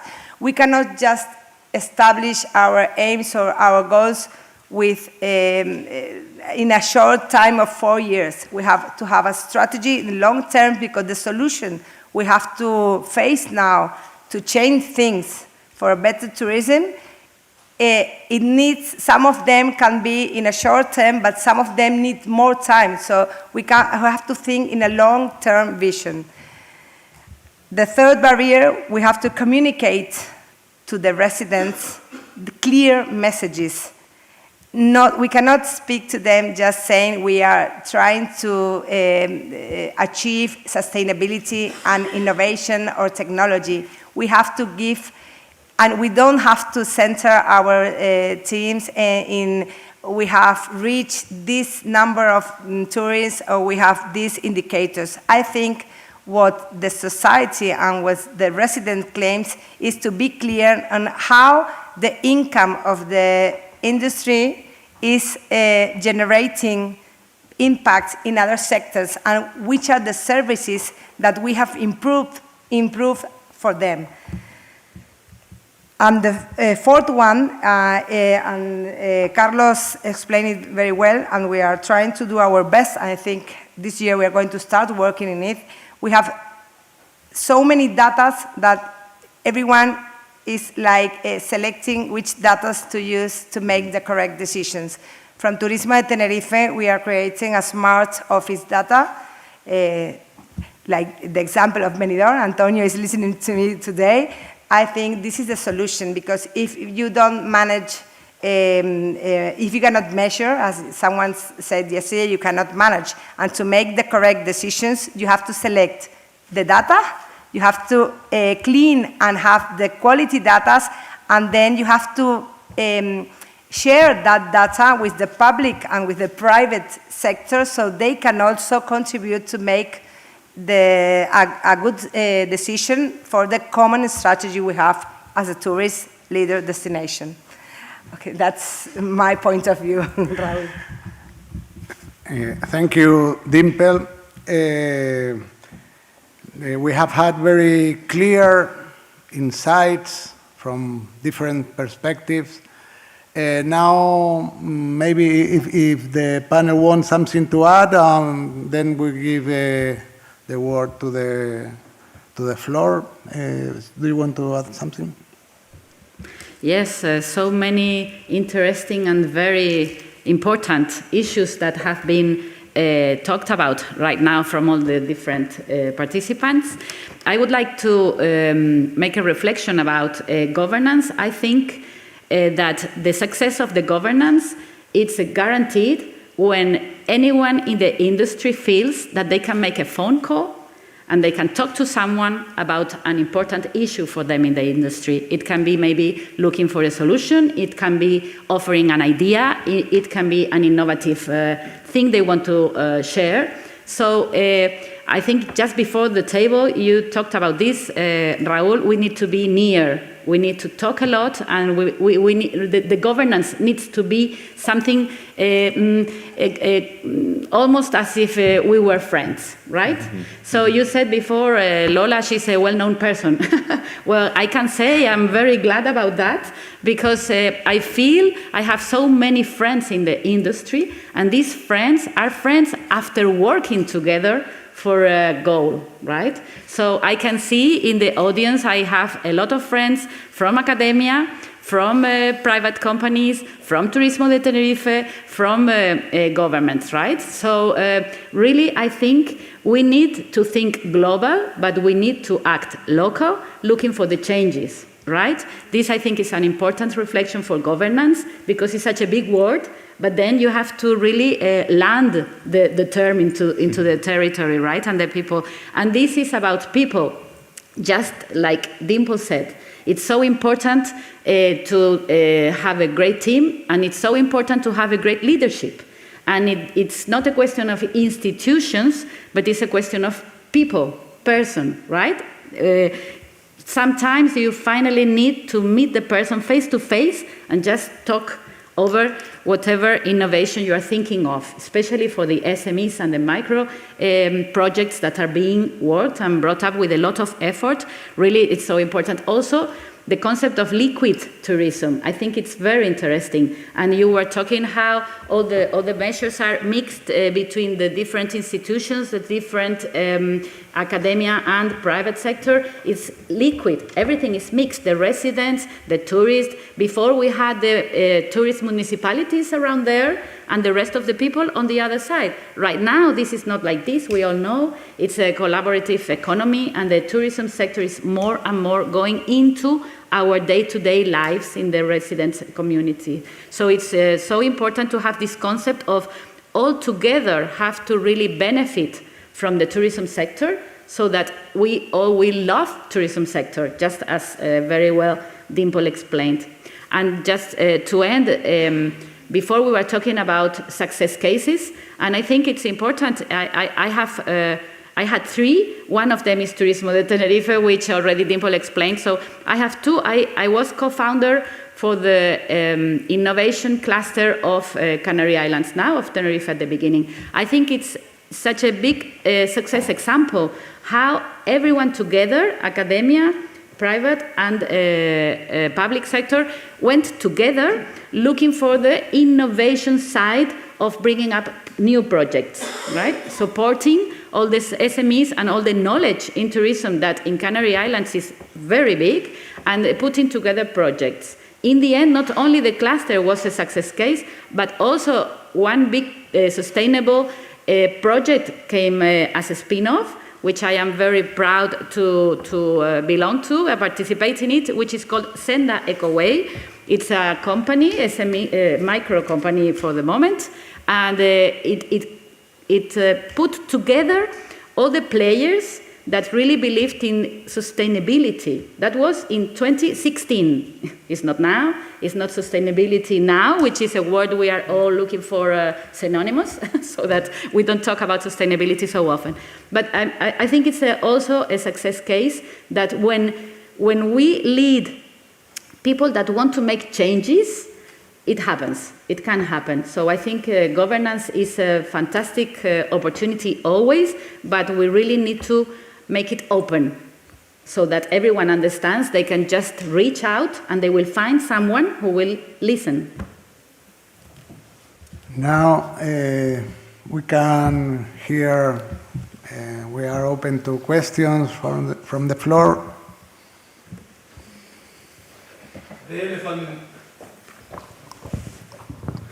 The elephant in the room is that people in the streets of Tenerife and Mallorca are complaining about tourism. And in all the media, in BBC, Deutsche Welle, everywhere, Tenerife and Mallorca is the places where they don't want tourists anymore. People were telling me, why do you go to Tenerife? They don't want tourists anymore. What are you going to do about it?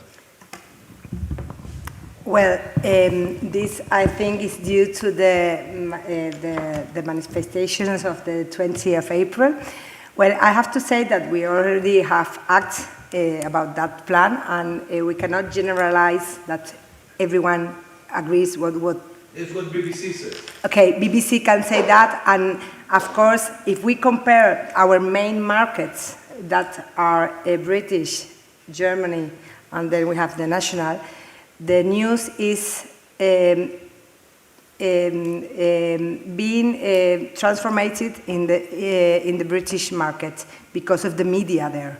But it has always happened when we have some news here in the Canary Islands. The fact is that when we speak to them, because we have agencies in each market, we have to explain the society that we are not against tourism and tourists. The main fact is that what has happened here is that the people, and I agree in the reasons, are claiming that the incomes of our main industry, which is tourism, are not benefits in their quality of life. Because if tourism goes on increasing, it goes on increasing, and the government don't invest in infrastructures and improving the services, we have a problem. And we cannot get the balance between the tourists and the residents. So what has happened? The news and all the manifestation and all that was giving that message, because in one way they are claiming that the model, and not the tourism model because it's guarantee of successful, we are an example for other tourist destinations. What are they claiming is that economic and social model in the Canary Islands or in Mallorca has to be changed. So it's a different. So we are not against tourism, but they found the way to give some drastic message, so to call up the attention of the people. Because what you can see is that if they wanted to regulate tourism, and you compare, this was on 20th of April, the effects are that even the provision, or we have closed down the first 3 months with a little bit better data comparing to last year. So what we have to work in is that tourism we have to work, and we're working in responsible tourism, because they also have to be involved in make a better touristic destination. We have to work in give an answer to the problems of the residents, because of course our main industry is tourism, and this is a service economy, the Canary Islands. So even if you want to diversify, you won't be able to generate the incomes we need to give employment, because now the tourism represents the 35% of the GOP, the PIB of the destination, and 40% of employment. So another industry won't be capable to give that result for the Canary Islands.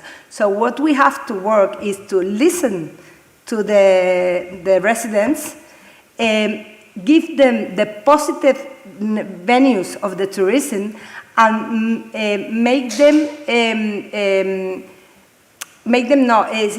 really work in the government to give solution to what they are claiming. Because if we maintain this capacity of tourism, we have to invest in, sorry, but this word in English is like infrastructures, and making better the service, because the service are also for the local people. And we have to realize that whatever is good for the resident is good for the tourism. The tourists will come, and whatever is good for the tourists, because we have to realize that, for example, one of the problems, or the two main problems due to this problem we had, and it was news all over, the mobility and the housing. The rental have been increasing, and we have a mobility problem. Do you think that the tourists who come here won't enjoy and have a better experience if these two problems are being solved? Of course. So we have to work in it, and I think the citizens, the local people, what are they claiming is, please, governments, give us the solution, because if this continues like that, in a place where the 50% of our territory is nature protected, also the environment is very important. We have to take care and be responsible and give the answers to what are the main solutions, which are not the tourist industry, are other facts, but the way to just keep the attention of everyone all around. That's why you have got that news from BBC, and we have already spoken to all the medias in the old markets and also here. So I hope that what it makes sense is to give answers with a good politics, and of course what we are trying to do today with the best governance to work together to attend what Tenerife and the Canary Islands and also Mallorca and other destinations, because you cannot forget that this problem is not of the Canary Islands or the Tenerife. We are looking around the world, and there are many problems which are claiming that at least we have to achieve the correct balance between residents and tourism. I hope I've answered your question. Yes. Yes. Yeah, hi Dimple, and we worked together yesterday in the workshop. As I told you yesterday, you have to involve the inhabitants more to be proud and to be, as you told before, they are tourists in their own country as well. But the other thing, you have to work against this press mess. You have to take testimonials. You have Nacho Duarte in Auditorio last weekend. You have the Milan Symphonicas. Why you don't tell the people that you are, the inhabitants, are welcoming the world here in Tenerife? Put it out in the press. Make advertisement with that, with testimonials. Yeah, we have to. Thank you for your question. We are trying to do our best to communicate positive things, and we are working with our entities to put in value what tourism industry is here. But the thing is that whenever a bad news come out, it always spreads all over around the world, and the good things they forgot. So we have to work now and give the good news so they can spread and give solutions to the things we have to solve. Thank you. Hi everyone, thank you. I have the pleasure when I beginning in my position last year to work for the first time with Dimple and the team that she has. I have the warming that I am welcoming from the private. I know very well how it's outside, but not inside to the public sector, and I can say that is one of my mentors. And thank you, Dimple. Carlos, also I have the pleasure from Port Authorities. In Madrid, we have the pleasure to meet you and see your panel. Since there, I'm working so hard to show my data, to share my data with all the public entity, and I am happy because last month we started to share with our local resident outside, restaurant, other government, other colleague, other Port Authority, and we have right now really good feedback about everyone's. We started to get new projects with very good success that beginning next year. We are on the way. We are on the way also for getting better the information we give as our residents. We started to do so many sustainability meetings, even also here in this platform that Tenerife University give us. It's also a platform that we can show the potential, but also all the sustainability in other panel of the day, how we are working, hard working we doing from the public sector. I only here for 8 months, and I say so many initiatives, so many courage to be in front this desk, be in front to say, we are working on it. We failed in the past, and Dimple, thank you, because you saw us, you are representative, all of us, of the public sector that are working all day super hard to give us our residents, our local, our island, because the protection and the guys that they needed. And we are here from you guys, from all the questions you wanted. We don't afraid. We have powerful teams behind us. I am sad because the news also don't get the right information, because I was with my people in the manifestation. I don't have to hide, because we want the best for us and for all of the visitors. One of my meaning to be in my position is see how my people smile. Also, games come true when one cruise line is coming and one passenger can see the Teide. Show our gastronomy, see how our local restaurant is growing up. This is one of my meaning. See how my people is growing up with me and with the rest of the population is enjoy. I think it's the meaning of Limple and me. We are here, and people like you, Brian, Dolores, Carlos, show us the correct path, because sometimes it's hard for public sector get the level to the private for the competitive. Now, if I want to get that software development, Carlos, is super hard to hire someone from the public, because the private sector have better salary, have better condition that we have. But we are in the way. And you can count on us. For me and Dimple, we are here, and other that only have to say thank you. We want to make this appointment, and I think we are on the way to show the information, the correct one. Thank you. Thank you, Luis Marina. Yeah. Thank you. One of the advantages of setting the focus in governance in the context of destinations is that the debate moves from just promotion to management to governance, and then we are finally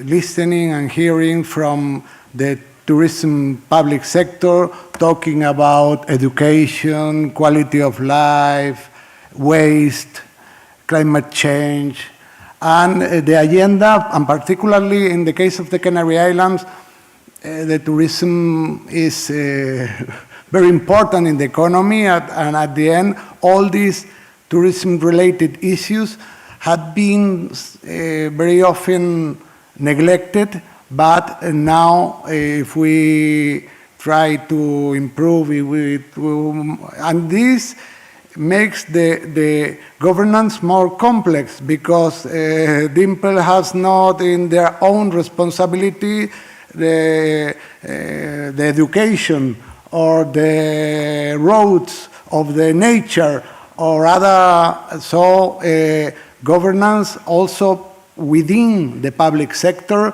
and within the different levels or layers of the public sector is very important. The coordination with the municipalities, with the government of the Canary Islands, and with the private sector in not the traditional tourism promotion activities, but in anything related with tourism, and particularly in regions that, like our region, everything is at the end related to tourism. I'm sure you have only to add that, for example, and not only local and regional, but also the main central government, because Segitur is an example. Yeah. We work together with Segitur in all the programs of tourist intelligence destinations. Yeah. Now we have 7 municipalities, and they have changed the model, and now the insular government from Turismo de Tenerife, we have to be in charge to supervise all that municipalities which have achieved that DTI, so we can work together in that collaboration, in that governance to make it possible. And finally, what we are talking about when we speak about making DTI, we have the compromise, is to look for intelligent and technology solutions for the services in the municipalities to make, and that has to be an answer to what people are claiming in that municipality. So finally, we are working all together to get those services, to make it easier and give the correct attendance to the local residents. And how I say before, what is good for the residents is good for the tourism. Any other comment from the panel? Carlos? Yeah, I completely agree. No, so good governance, it's about leadership, it's about trust, and it is about consensus. No, and you mentioned it already, and it is true. We are working here at Tenerife, and we have been working with them and with Dimpel during the last 5 years because we understand that there are no shortcuts. Changes in governance practices, policies, and regulations required careful planning, required consensus building, required legislative processes, and those changes are often slower and it takes time. It takes time, no? And it is the way we are moving forward together with Tenerife, no? Yeah.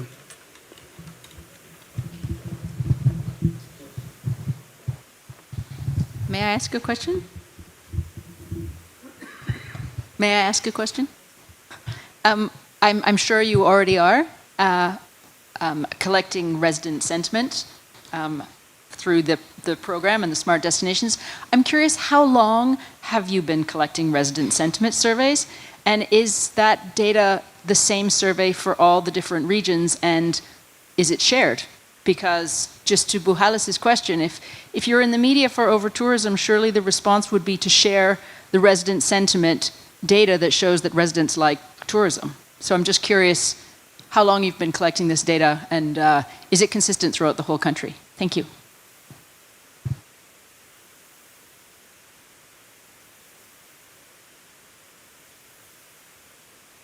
Sorry, the question is how have we collected the data and since when? How long have you been collecting resident sentiment data?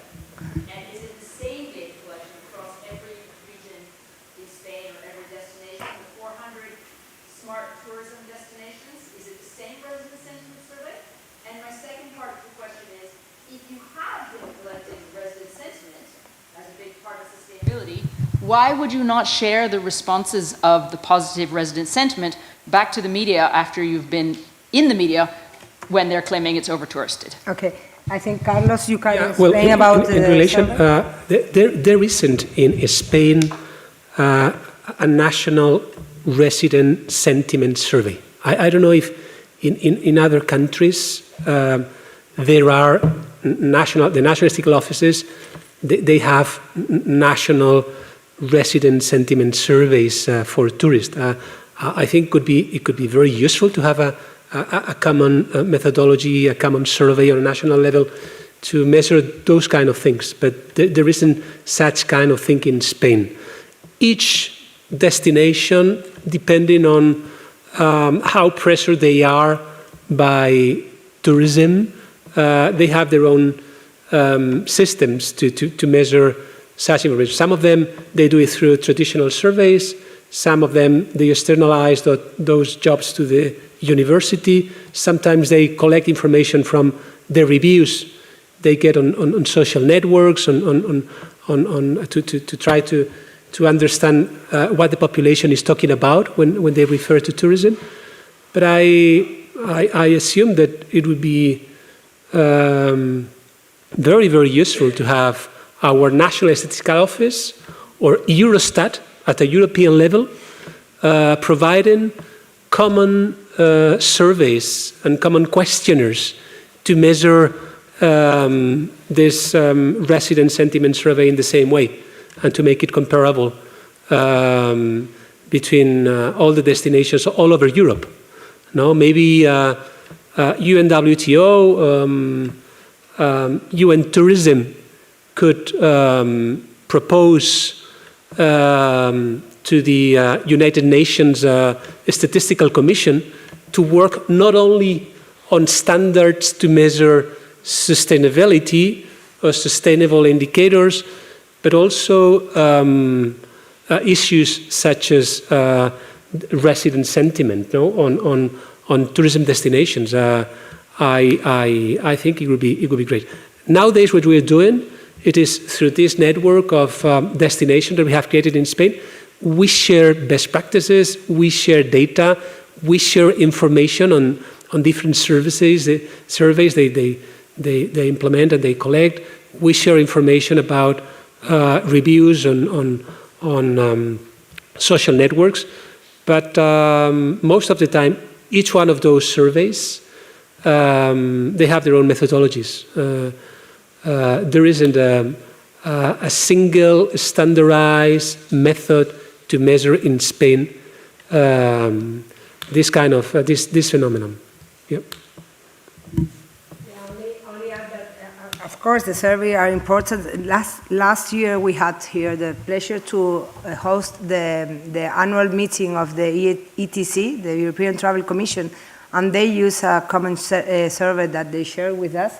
And we have, I think, talk about that we should have one between the Spain, and then, of course, as you said, Carlos, each municipality, no, each place, each community has their own survey to study a fact of the resident. But maybe there is something to improve, and we can get the data we need in order to use it for making also the correct decision. So we have to study, maybe work together in a better survey for the destination. Even at a European level, you could make it mandatory through a directive. So nowadays, our national statistical offices are collecting data on tourism, on the supply and the demand side, based on the statistics directive, which comes from the European Commission, and we have to adapt it to our national regulations. So if within this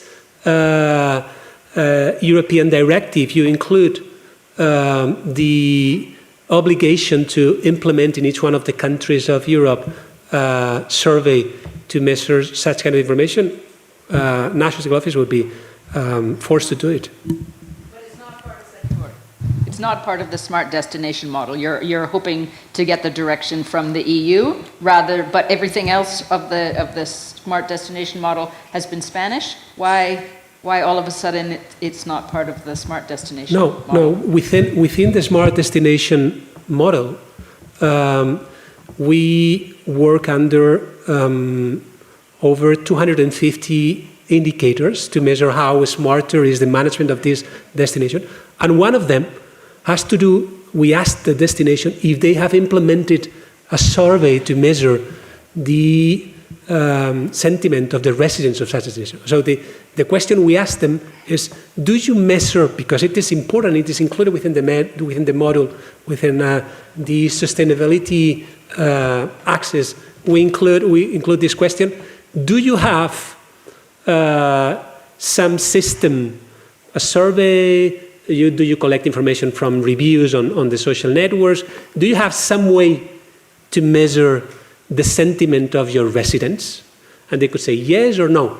And we give a mark depending on the answers over those 250 indicators. So one of the indicators has to do with that. What we don't do is to provide a questionnaire, a standard methodology. We are not telling the destination how to measure it. But we asked them, and we identified as a relevant question that they should attend. So we asked Tenerife, the first year we did the diagnosis, the smart destination diagnosis of Tenerife, if they have this kind of information, and how do they collect it. But we don't impose how they should collect that information. In Spain, tourism competences have been transferred to the regions. So they have 100% competence on everything related with tourism. I don't have any capability from the national government to impose or to force them to do a certain tourism policy.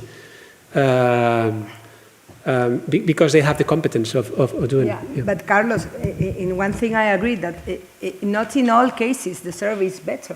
Because, for example, when we did the diagnosis in Tenerife, What was more successful was the one-to-one meeting we had with the private and public sector, and with also with the local people, to make and to give the answers to get that indicator. So maybe in some cases the survey works out. In some cases, like the diagnosis of a smart destination, yeah. I think working together, how you have the model settled, is better, because the answers are better to get the better diagnosis of a destination.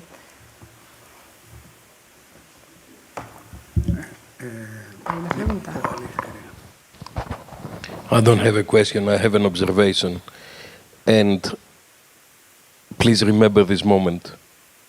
You have got, Carlos, you have got 1 month to get Sedzi Tour, to get Tour España, to get all the regions to work together. Because what's going to happen this summer in Spain, you're going to have a tsunami of complaints. Be very, very careful. It will be the new situation, like they used to wear furs, you know, the animal furs. And I predict, and I've got good reasons to do that, that with one month, and why 1 month? It will be 15th of July. The Spanish are going to go on holidays. They'll find higher prices. They'll find a lot of foreigners. And the sentiment will be really, really negative. It will be a very small number of people who are, for their own reasons, they create all these issues, but do not ignore it. It's the animal, it's the elephant in the room. And this year it will be huge. And I think one of the very urgent things that you need to do in Spain in particular is internal marketing. Marketing towards your residents, benefits towards your residents, a whole range of things. More than happy to help you with that. But you've got 1 month before you'll have a tsunami of things. And the foreign media will love it. It's a global thing, but Spain will be on the forefront of this. Just remember that someone crazy came along and talked about the big elephant in the house. Well, tourism is changing. That is a challenge for all of us. Resident sentiment about tourism is not an official part of the statistical system in Spain until now, and it's not a part of the UNWTO or UN Tourism official international recommendation on tourism statistics, but this is changing very quickly. In the Canary Islands, we have an ongoing